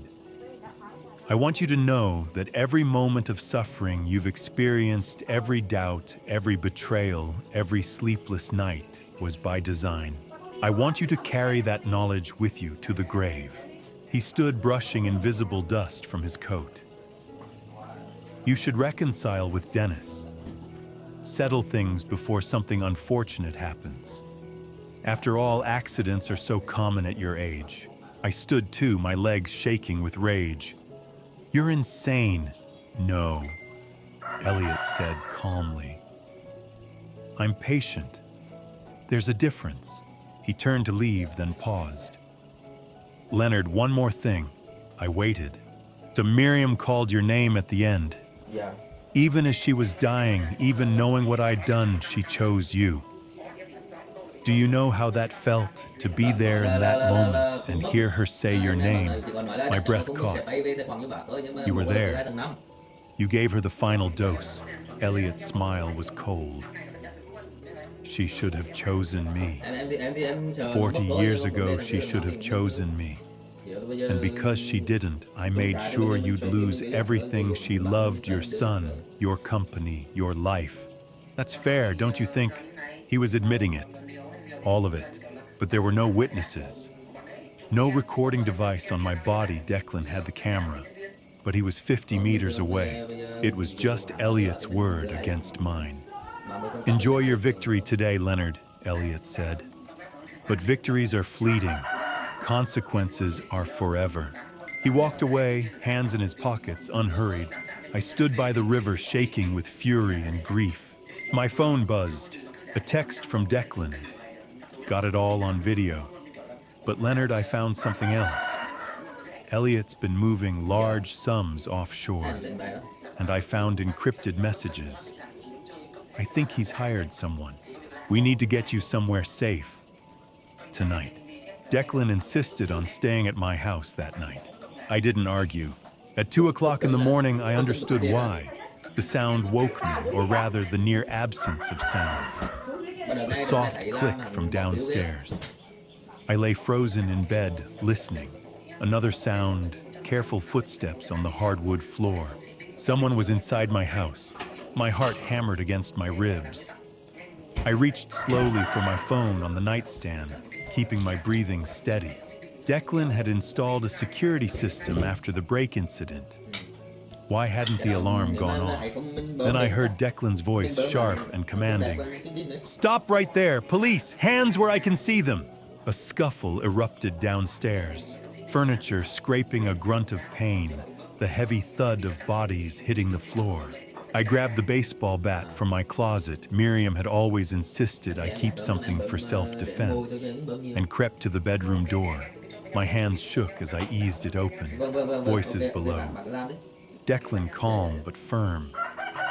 "Don't move." I said, "Don't move." I descended the stairs, bat raised, and found Declan kneeling on a man's back, pinning him face down on my living room floor. The intruder was in his early 30s, athletic build, dressed head to toe in black. Professional. "Gee, Leonard," Declan said without looking up. "Call 911. Don't touch anything." I dialed with trembling fingers, my eyes locked on the intruder. On the coffee table beside them, a set of lockpicks, a suppressed handgun, and a small syringe. 911, what's your emergency? "There's an intruder in my home," I said, my voice shaking. "He's been subdued. We need police at 428 Hawthorne Drive." "Officers are on the way. Are you injured?" "No, but he has a weapon." Within 5 minutes, sirens wailed outside. Portland PD flooded my house. 3 patrol officers followed shortly by 2 detectives. Declan identified himself, flashing his old badge. "Former Portland PD. I was staying with Mr. Ashford for his protection. This man broke in through the back door. I apprehended him before he reached the bedroom." The lead detective, a woman in her 40s named Reyes, examined the items on the table. Lockpicks, suppressed firearm, and this. She picked up the syringe with gloved hands. "We'll need to test this." One of the officers cuffed the intruder, Travis Sullivan, according to his ID, and read him his rights. Sullivan said nothing. His face was blank professional. He'd done this before. Detective Reyes called for an evidence tech who ran a preliminary field test on the syringe's contents. "Potassium chloride," the tech said grimly. "High concentration." Reyes looked at me. "Mr. Ashford, do you know what this is?" I shook my head. "It's a chemical that stops the heart," she said. "In a dose this large, it would cause cardiac arrest within minutes. And unless someone was specifically looking for it during an autopsy, it would look like a natural heart attack." My legs went weak. I sank onto the couch. They were going to make it look like I died in my sleep. "He's not talking," one of the officers reported. Lawyered up immediately. "Check his phone," Declan said. Reyes nodded. The tech unlocked Sullivan's phone, a burner, but not wiped. Encrypted messaging app, cryptocurrency payments, and messages. The most recent one sent 12 hours ago. "Make it look natural. Best a heart attack. Double payment if completed before Thanksgiving." Reyes read it aloud, then looked at me. "Mr. Ashford, do you have any idea who sent this?" "Yes," I said quietly. "Elliot Sutherland. Can you prove it?" "Not yet," Declan said. "But we will." Reyes made a call. This just became federal. We've got a murder for hire crossing state lines, dark web facilitation, and possible connection to a prior homicide. She hung up and turned to me. The FBI is on the way. Agent Harper Sinclair arrived at 4 a.m. She was sharp-eyed, mid-40s, with the kind of presence that commanded a room without effort. She reviewed the evidence, questioned Sullivan, who refused to speak, and then sat down across from me at my kitchen table. "Mr. Ashford," she said, "I'm Special Agent Harper Sinclair, FBI. As of now, this is a federal investigation. Murder for hire conspiracy and potentially connected to your wife's death. You're under our protection." I nodded, too exhausted to speak. "I've been briefed by Detective Reyes and Mr. Foster," Sinclair continued. "I understand you have evidence linking Elliot Sutherland to this conspiracy. I'll need to see everything you have: recordings, financial records, witness statements." "We have it all," Declan said. Sinclair's gaze shifted to me. "Mr. Ashford, I need to ask you something. The message on Sullivan's phone mentioned a deadline before Thanksgiving. That's 3 weeks from now. Do you know why that date is significant?" I stared at her, my mind racing. "Thanksgiving? Why would Elliot want me dead before Thanksgiving?"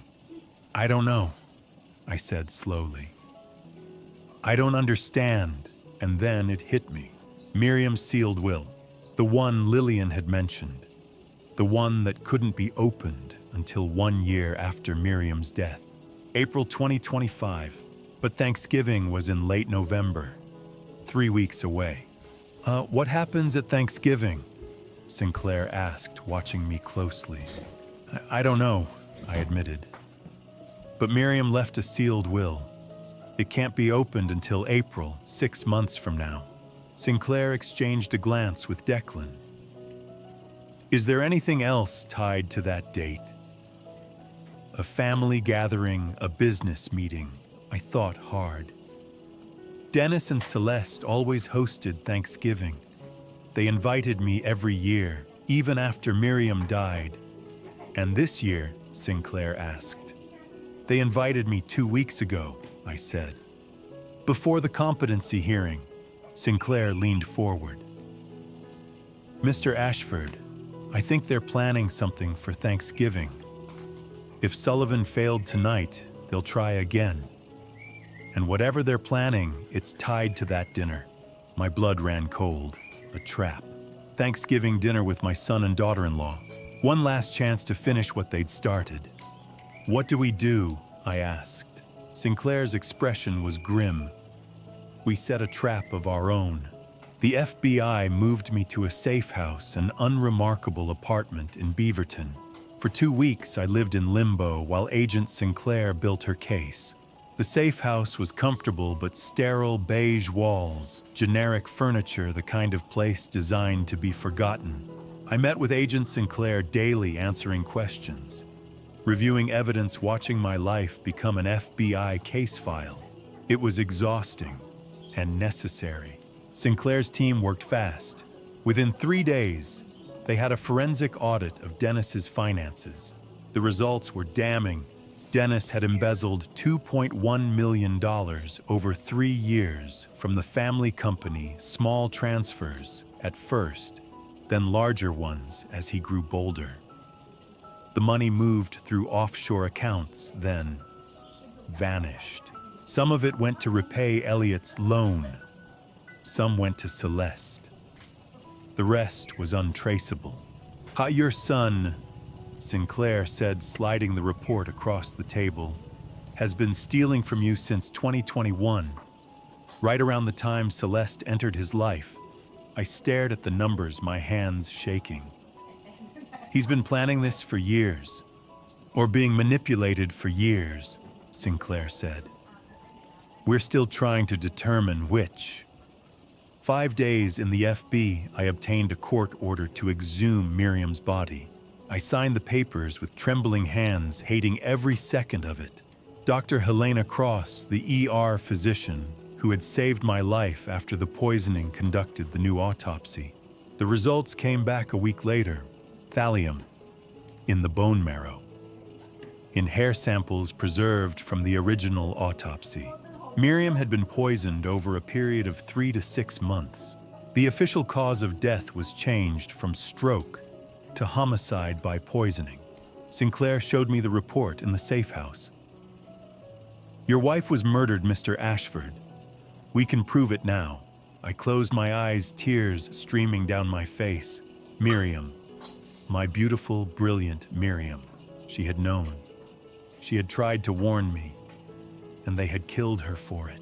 The FBI reopened the cases of Celeste's previous husbands. Spencer Reed, 2008. Hiking accident in Rocky Mountain National Park. New evidence Reed's climbing harness showed signs of deliberate wear, frayed in a way consistent with sabotage, not natural degradation. Nolan Bennett, 2010. Boat explosion on Lake Tahoe. New evidence traces of an accelerant found in archived debris from the wreckage. The explosion wasn't an accident. Both cases were now homicide investigations. Celeste was a serial killer. 10 days in the FB, I brought in Dr. Malcolm Crane and Conrad Mercer for questioning. Separately, in interrogation rooms designed to break people. Crane lawyered up within 10 minutes. Refused to answer a single question. Mercer lasted 5 minutes before invoking his right to counsel. Neither of them talked. They're scared, Sinclair said. But they're more scared of Elliot than they are of us. At least for now. The breakthrough came on day 12. Sinclair's financial crimes unit traced the cryptocurrency payments from Travis Sullivan backward through a labyrinth of shell companies. The trail led to a company registered in Delaware, which was owned by a subsidiary in the Caymans, which was owned by another subsidiary in Singapore. And at the end of the chain, a holding company tied to Elliot Sutherland's business empire. But it was insulated, layered, designed for plausible deniability. He's smart, Sinclair said, spreading the financial documents across the table. Every transaction has a buffer. Every company has a legitimate front. If we arrested him now, his lawyers would tear us apart in court. So what do? I asked. We get him to confess, Sinclair said. Or we get one of his accomplices to flip. On day 14, Agent Sinclair sat across from me in the safe house and laid out the brutal truth. Mr. Ashford, we have enough evidence to arrest Dennis for embezzlement. We can charge Celeste with 3 counts of murder across 3 states. We can charge Dr. Crane and Conrad Mercer as accessories to murder and conspiracy. She paused. But Elliot Sutherland. Every connection runs through intermediaries. He's protected. Unless we get direct evidence, a confession testimony from one of the others, he walks. I felt rage boiling up inside me. So the man who orchestrated my wife's murder just gets away with it? Not necessarily, Sinclair said, leaning forward. We have one shot, Thanksgiving dinner, at your house. I stared at her. We wire your entire home, she continued. You invite all of them, Dennis Celeste, Dr. Crane Mercer, and Elliot. You sit down at that table and you make them talk. You get them to admit what they did. On tape. Admissible in court. I couldn't find the words. That's insane. It's risky, Sinclair agreed. But it's our only option. Travis Sullivan won't talk. Crane and Mercer won't talk. Elliot's too insulated to touch. But if you can get them together in one room with their guard down, people slip. They brag. They argue. They make mistakes. And if they don't, I asked. If they just sit there and eat turkey and pretend everything's fine, then you push, Sinclair said. You confront them. You call them out. You make it impossible for them to stay silent. I laughed bitterly. You're asking me to sit across from my son from the people who murdered my wife and trick them into confessing. Yes, Sinclair said simply. That's exactly what I'm asking. I looked down at my hands. They were shaking. What if they try to kill me? I asked quietly. We'll have agents in place, Sinclair said. Declan will be there. The house will be under surveillance. The second things go south, we move in. The second things go south, I repeated. After they've already tried, Sinclair's expression softened. Mr. Ashford Leonard, I know what I'm asking. I know it's dangerous, but it's the only way to get justice for Miriam, and it's the only way to stop them from hurting anyone else. I thought about Miriam, the way she'd smiled at me the day we met, the way she'd fought to protect me even as she was dying. She had been brave. Now it was my turn. Okay, I said. I'll do it, Sinclair nodded. Then let's set the trap. I spent the week preparing for what might be my last Thanksgiving.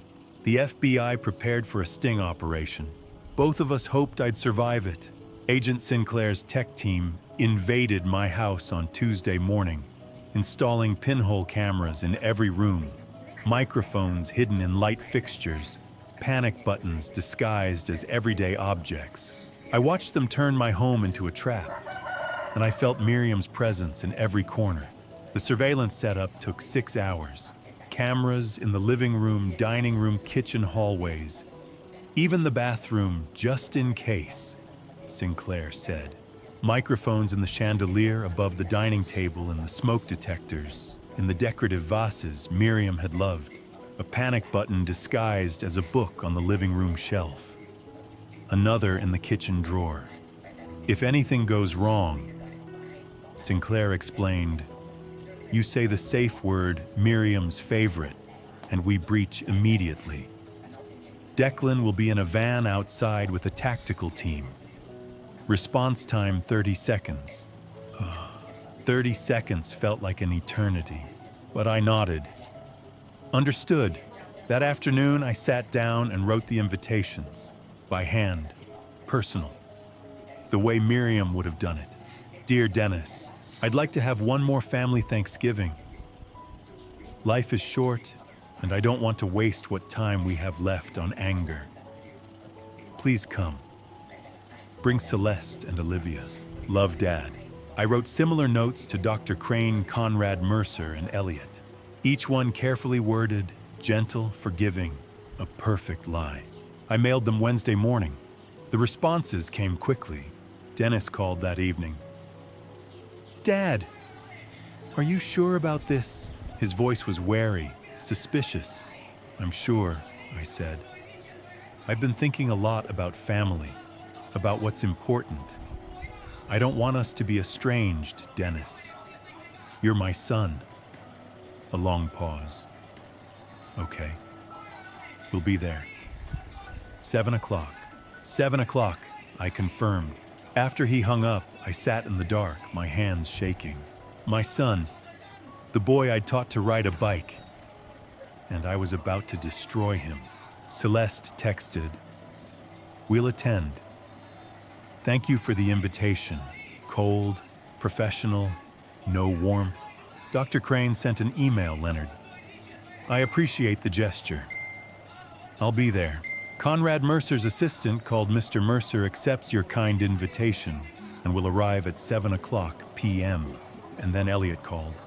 Leonard, he said, his voice smooth. This is a lovely gesture. I'm touched. Of course I'll be there.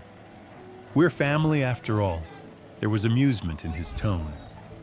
He knew something was off, but he was too arrogant to decline. I'm glad, I said. It'll be good to have everyone together. Indeed, Elliot said. See you Thursday. He hung up. I stared at the phone, my stomach churning. They were all coming. Agent Sinclair briefed me Wednesday afternoon in the safe house. Your goal, she said, is to keep them talking. Get them arguing. Make them contradict each other. If Dennis breaks, the others might follow. But save Elliot for last. He's the smartest, the most dangerous. If you push him too early, he'll shut everything down. And if they don't talk, I asked. Then you confront them, Sinclair said. You call them out. You tell them what you know, force their hand. What if they try to leave? We'll be watching. If anyone tries to run, we move in. I nodded, memorizing the plan. Declan and Lillian visited me Wednesday evening. Emotional goodbyes disguised as social calls. Lillian hugged me at the door. Leonard, you're the bravest man I know. Miriam would be so proud of you. I hope so, I said quietly. Declan clasped my shoulder. I'll be in the van outside. Any trouble, we're coming in. You're not alone. Thank you, I said. For everything. After they left, I sat alone in Miriam's office. Her photograph smiled at me from the desk taken on our 30th anniversary, her eyes bright and full of life. Tomorrow. I said to her picture, I'm going to finish what you started. I'm going to make them pay for what they did. I'm sorry I couldn't protect you. The room was silent, but I felt her presence. Warm, steady. She'd always been braver than me. I wrote a letter to Olivia, my granddaughter, 8 years old, innocent. Dear Olivia, if Grandpa isn't here for your next birthday, know that I loved you very much. Your father made some bad choices, but you are a good, kind child, and none of this is your fault. Be brave, be smart, and remember that love is stronger than hate. Love always, Grandpa. I sealed the letter and left it with Lillian's contact information, just in case. Thanksgiving morning arrived cold and gray. I dressed in my best suit, the navy blue one Miriam had loved. She'd always said it made me look distinguished. I stood in front of the mirror adjusting my tie, 65 years old, about to walk into a room full of people who wanted me dead. But I wasn't afraid anymore. I was angry, and I was ready. Agent Sinclair's voice crackled through the earpiece hidden in my collar. Leonard, you're wired. Video and audio are live. Your safe word is Miriam's favorite, say that, and we breach immediately. Are you ready? I looked at Miriam's photograph one last time. 40 years of love against Elliot's 40 years of hate. Let's end this, I whispered. At 6:30 p.m., I set the table. Plates, silverware, wine glasses, the good china Miriam had saved for special occasions. Everything perfect, everything in place. A trap disguised as a family dinner. At 6:50, I heard the first car pull into the driveway. My hands were steady, my mind was clear. I walked to the front door and opened it. Before Leonard confronts his enemies, I want to hear your thoughts. Comment below, who do you think is most guilty, Dennis Celeste or Elliot? Rate this video out of 10, and let me know you're still watching. Your engagement means everything and pushes me to bring you more powerful stories. Quick reminder, some elements ahead are dramatized for educational purposes. Not your style. No problem, exit now. Ready? Let's watch the mask come off. They arrived one by one, each wearing a mask of civility over guilty consciences. By 6:30, they were all seated at my table. The Last Supper. I watched them take their places, Dennis and Celeste to my right, Elliot to my left, Dr. Crane and Conrad Mercer across from me. Harold and Irene Sutton, my innocent neighbors, sat at the far end of the table, a buffer of normalcy. The table looked beautiful. Miriam would have been proud. Small talk over appetizers. Forced, awkward, everyone watching everyone else. I played the gracious host. Thank you all for coming. It's been a difficult year. Dennis shifted in his seat. Dad, this means a lot. Family should stick together. I smiled. Family. Yes. That's what I want to talk about. The room went still. At 7 o'clock, I stood and tapped my wine glass. The FBI was recording everything. I want to thank everyone for being here tonight, I said. Some of you I've known for decades. Some of you I thought I knew. The air changed. Everyone went quiet. I turned to Dr. Crane. Malcolm, I said. You signed my wife's death certificate, cause of death stroke.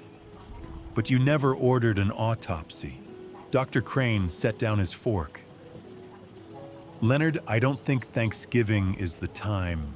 I had Miriam's body exhumed, I said, cutting him off. New autopsy. She was poisoned with thallium over a period of months.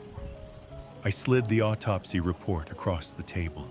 Dr. Crane went pale. I had no idea. Didn't you? I said. I pulled out my phone and played an audio file provided by the FBI. Dr. Crane's voice recorded months ago. The patient's unfortunate decline is progressing as expected. Elliot's voice, good. Keep me updated. The room froze. Dr. Crane stammered. That's taken out of context. Is it? I said. Because the FBI has 6 more recordings just like it. Harold Sutton looked horrified. Leonard, what is this? Please stay seated, Harold, I said gently. You're witnesses now. I turned to Conrad Mercer. Conrad, I said, you filed legal documents claiming I was incompetent. You forged my signature. Mercer stood abruptly. I'm leaving. This is completely inappropriate. Declan stepped out of the kitchen, blocking the doorway. Sit down, Mr. Mercer, Declan said. Dinner's not over. Mercer's face went red, but he sat. I pulled out a stack of emails, printed, highlighted. These are your exchanges with Dennis, I said. Expedite the process. Make it look natural. Would you like to explain? Mercer said nothing. His jaw was tight, calculating. I turned to Celeste. My daughter-in-law sat perfectly still, her expression unreadable. Celeste, I said. Or should I call you Valerie Vivian? Her eyes narrowed. I laid out her history like a prosecutor presenting evidence. Valerie Whitman, 2008. Married to Spencer Reed. He died in a hiking accident. You collected $800,000. I placed a photograph on the table, Spencer Reed's damaged climbing harness. The FBI had it re-examined. It was sabotaged. Celeste didn't flinch. She Vivian Blackwood, 2010. Married to Nolan Bennett. He died in a boat explosion. You collected $1.5 million. Another photographed debris from the boat marked with evidence tags. You're in traces of an accelerant. The explosion wasn't an accident. I spread the FBI photos across the table like playing cards. Harold and Irene Sutton looked horrified. Irene started to stand. Please, I said to them. Stay. You need to hear this. Irene sank back down her hand, clutching Harold's. And now, I said, turning back to Celeste.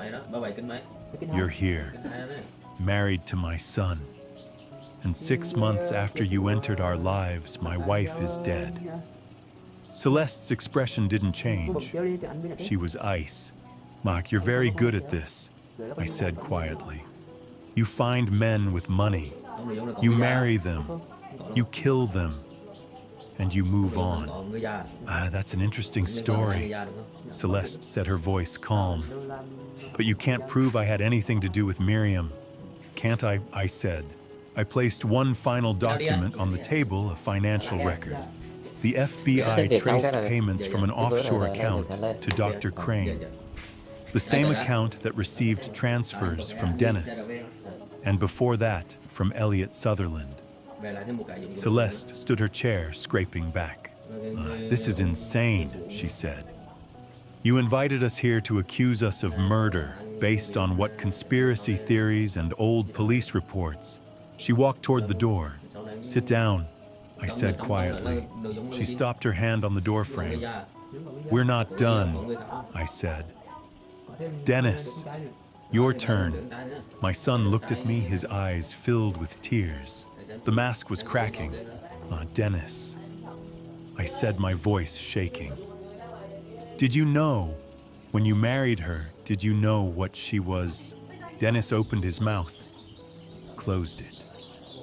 His hands were trembling. Did you know she was going to kill your mother? I asked. No, Dennis said, his voice breaking. I swear I didn't, but you knew about the embezzlement, I said. $2.1 million. You stole from the family company to pay off Elliot, to pay off debts, to fund what her lifestyle. Dennis buried his face in his hands. I didn't have a choice. There's always a choice, I said. Celeste's voice cut through the room, sharp and cold. This is pointless. You have no proof, no confession, no evidence that would hold up in court. You're a grieving old man trying to make sense of his wife's death. She turned to leave again. Sit down, I said louder this time. Declan moved to block her. Celeste looked at him, then at me, and slowly, deliberately sat back down. Fine, she said. Let's play this out. What do you want, Leonard? A confession. You're not going to get one. I looked at my son, at the boy I'd raised, the man I no longer knew. Dennis, I said softly. Tell me the truth. Did you help her kill your mother? Dennis looked at me, tears streaming down his face. And for the first time in months, I saw my son really saw him. Broken, terrified, trapped. I didn't know, he whispered. Not until it was too late. And by then, I was in too deep. Dennis couldn't meet my eyes. His hands trembled beneath the table. Beside him, Celeste leaned close and hissed, "Don't say anything." But I could see it in his face. He was breaking. I kept pushing even as it shattered my heart. I slid the stack of documents across the table. The papers rustled loudly in the suffocating silence. Every pair of eyes turned toward me. The wall clock ticked overhead each second like a blade twisting deeper into my chest. $2,100,000, I said, my voice steady and cold. Embezzled over 3 years. Hidden in offshore accounts in the Cayman Islands. Grand Cayman, specifically. Dennis's mouth opened. His lips trembled as if to deny it, but no sound came out. Dad, I can explain. His voice cracked.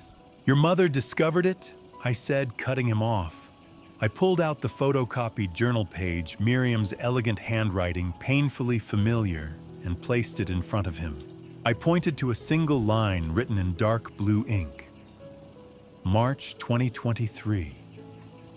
She wrote about it here. I read the words aloud slowly. Dennis is stealing from his father. I need to find proof. Dennis flinched as if struck. Sweat gathered on his forehead.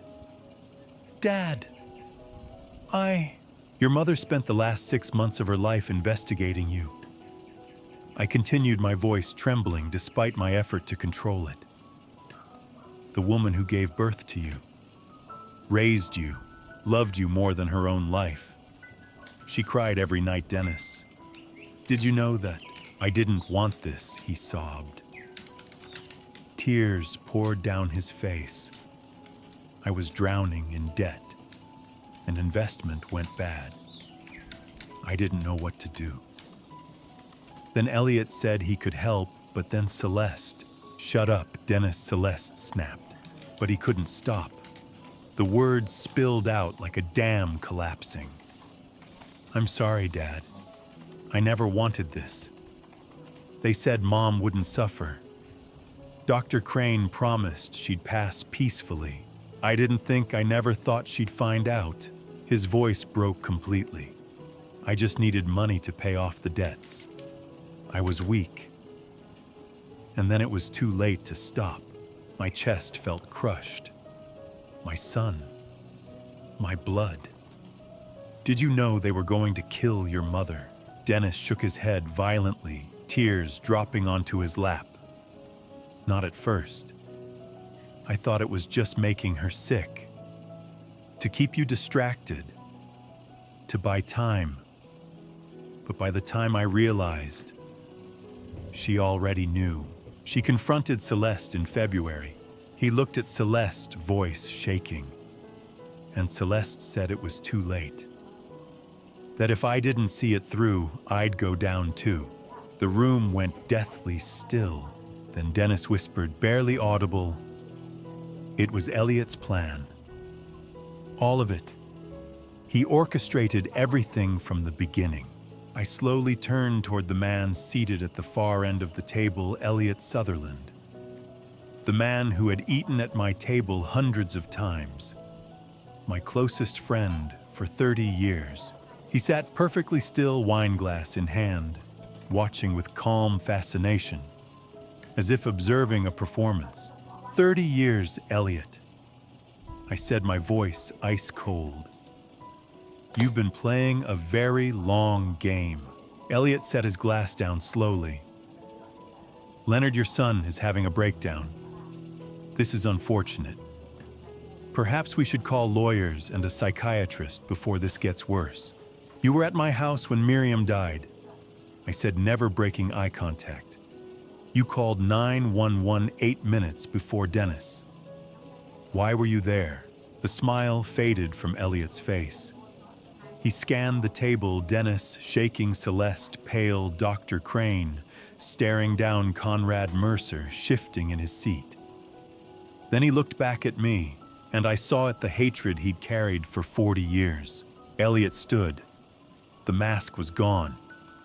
His voice dropped cold and venomous. Fine, Leonard. You want the truth. I said nothing. Yes. I planned everything he said, stepping forward, eyes fever bright. I buried Dennis in debt.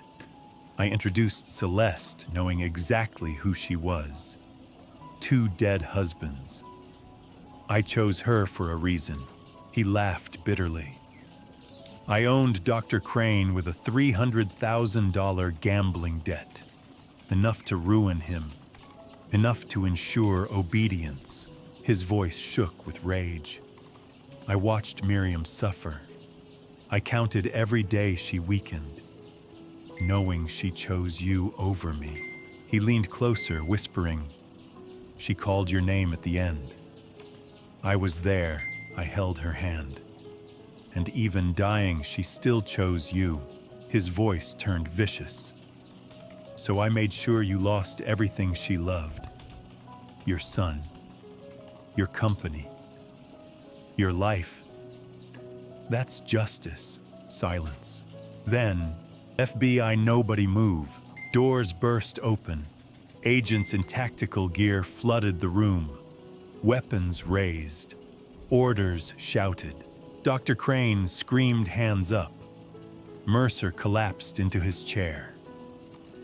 Dennis broke down, sobbing. Celeste didn't move. Special Agent Harper Sinclair stepped forward. You are all under arrest for conspiracy to commit murder, financial fraud, and federal crimes. Elliot stared at me in shock. You recorded everything. I stood. Miriam taught me how. Handcuffs snapped shut. As they were led away, Elliot locked eyes with me, hatred burning until the end. When the room emptied, only silence remained. Declan entered, resting a hand on my shoulder. You did it. I picked up Miriam's photo, holding it close. I promised, I whispered. Miriam had fought to the end, and I finished what she started. 2 months later, I stood in the courtroom and watched justice be served. It felt nothing like victory. The sentencing hearing was swift and clinical. Judge Lang read each verdict aloud. I sat in the gallery, Lillian and Declan flanking me, listening to numbers that would never bring Miriam back. Dennis Ashford, 15 years federal prison, reduced for cooperation and remorse. Celeste Ashford, life without parole. 3 counts of murder.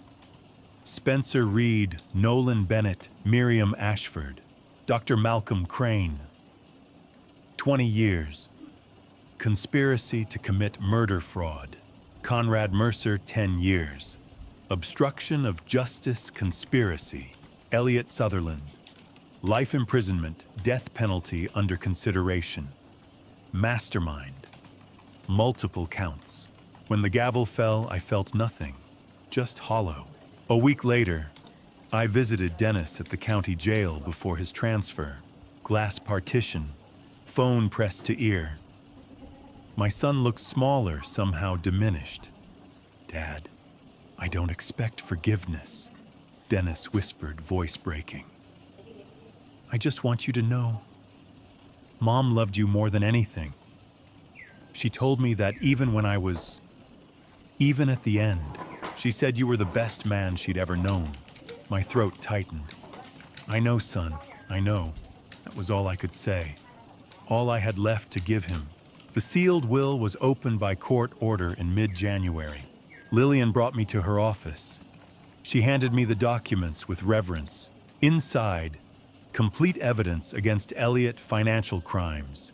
Communications documents Miriam had collected for 20 years. She had been building a case long before she knew she was dying. And beneath it all, a letter. "My dearest Leonard, if you are reading this, you survived. I knew you would. You are stronger than you ever believed. I'm sorry I couldn't tell you everything. I tried to protect you until I had irrefutable proof. Whatever time we had left, I wanted it to be full of love, not fear. Use the time you have now to live fully. Live for both of us. I love you. Always have. Always will." To Miriam, I pressed the letter to my chest and wept. Declan put his hand on my shoulder and waited in silence. Miriam had also established a fund, the Miriam Ashford Foundation, for victims of domestic violence and elder abuse, seeded with $200,000 from our savings. She had planned her legacy even as she was being poisoned. I sold the company in February. 50% of the proceeds went to Miriam's foundation. The rest I used to rebuild. Declan and Lillian became fixtures in my life. Sunday dinners, holidays, the family I had lost and found again. Declan introduced me to his daughter. Lillian invited me to her book club. I renovated Miriam's office into a memorial library. Her photos, her favorite books, a peaceful space where I could feel her presence. And I volunteered.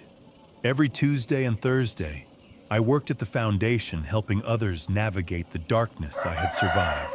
One evening in early March, I stood at Miriam's grave. Fresh flowers in hand, white lilies, her favorite. "You saved me," I said quietly. "Even after you were gone. Your evidence, your preparation, your love, it was enough." The wind rustled through the trees. "I promise I'll honor the time you gave me. I'll make sure no one else suffers what we did." I knelt, placed my hand on the cold marble headstone. "Thank you, my love, for everything."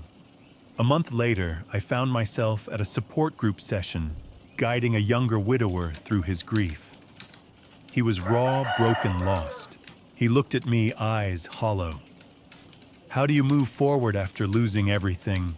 I thought of Miriam, of Declan and Lillian, of my granddaughter Olivia, whom I still saw Dennis had given permission before his transfer. "You don't get over it," I said. "You move through it, and you let the people who love you carry some of the weight." He nodded, tears falling. I stayed with him until he was ready to leave. That night, I sat in Miriam's library, her journal open on my lap. I read her words again, words of love, of fear, of determination. "Leonard is the strongest man I know. If something happens to me, he will find the truth, and he will survive." She had believed in me when I couldn't believe in myself. They say grief never ends. But I've learned something else, neither does love. Miriam's love protected me from beyond the grave, and it will guide me for whatever time I have left. This isn't just survival, this is grace. And to you listening to this family story, Remember this: God gave us wisdom to discern truth from lies and strength to face darkness when it comes. I learned that the hard way. Looking back at my own family story, I see now where I went wrong. I trusted too easily. I ignored the warning signs. I let friendship blind me to evil. Don't be like me. Don't wait until tragedy strikes to ask the hard questions. If something feels wrong in your family, investigate. If someone you love seems different, dig deeper. Don't assume the people closest to you have pure intentions. This dad revenge story isn't really about revenge at all. It's about justice. It's about protecting the ones you love even after they're gone. My dad revenge wasn't driven by hatred. It was driven by love for Miriam. Every father, every husband needs to be vigilant. The moment you stop paying attention is the moment evil can slip through the door. But here's what I've learned. Dad revenge means nothing if it leaves you empty. True victory is rebuilding. It's honoring the dead by living fully. It's turning pain into purpose. My advice: love fiercely, protect wisely, trust carefully, and when the worst happens, don't let it destroy who you are. If this story moved, you touched your heart, or taught you something valuable, please leave a comment below sharing your thoughts. Have you ever faced betrayal in your own family? How did you find the strength to move forward? I'd love to hear your story. Don't forget to like this video, share it with someone who needs to hear it, and subscribe to this channel for more powerful true stories that will challenge, inspire, and transform you. Thank you for staying with me until the very end. Your time and attention mean everything. And please note, the stories that follow may contain fictionalized elements created for educational and entertainment purposes. If you prefer different content, feel free to explore other options that suit you better.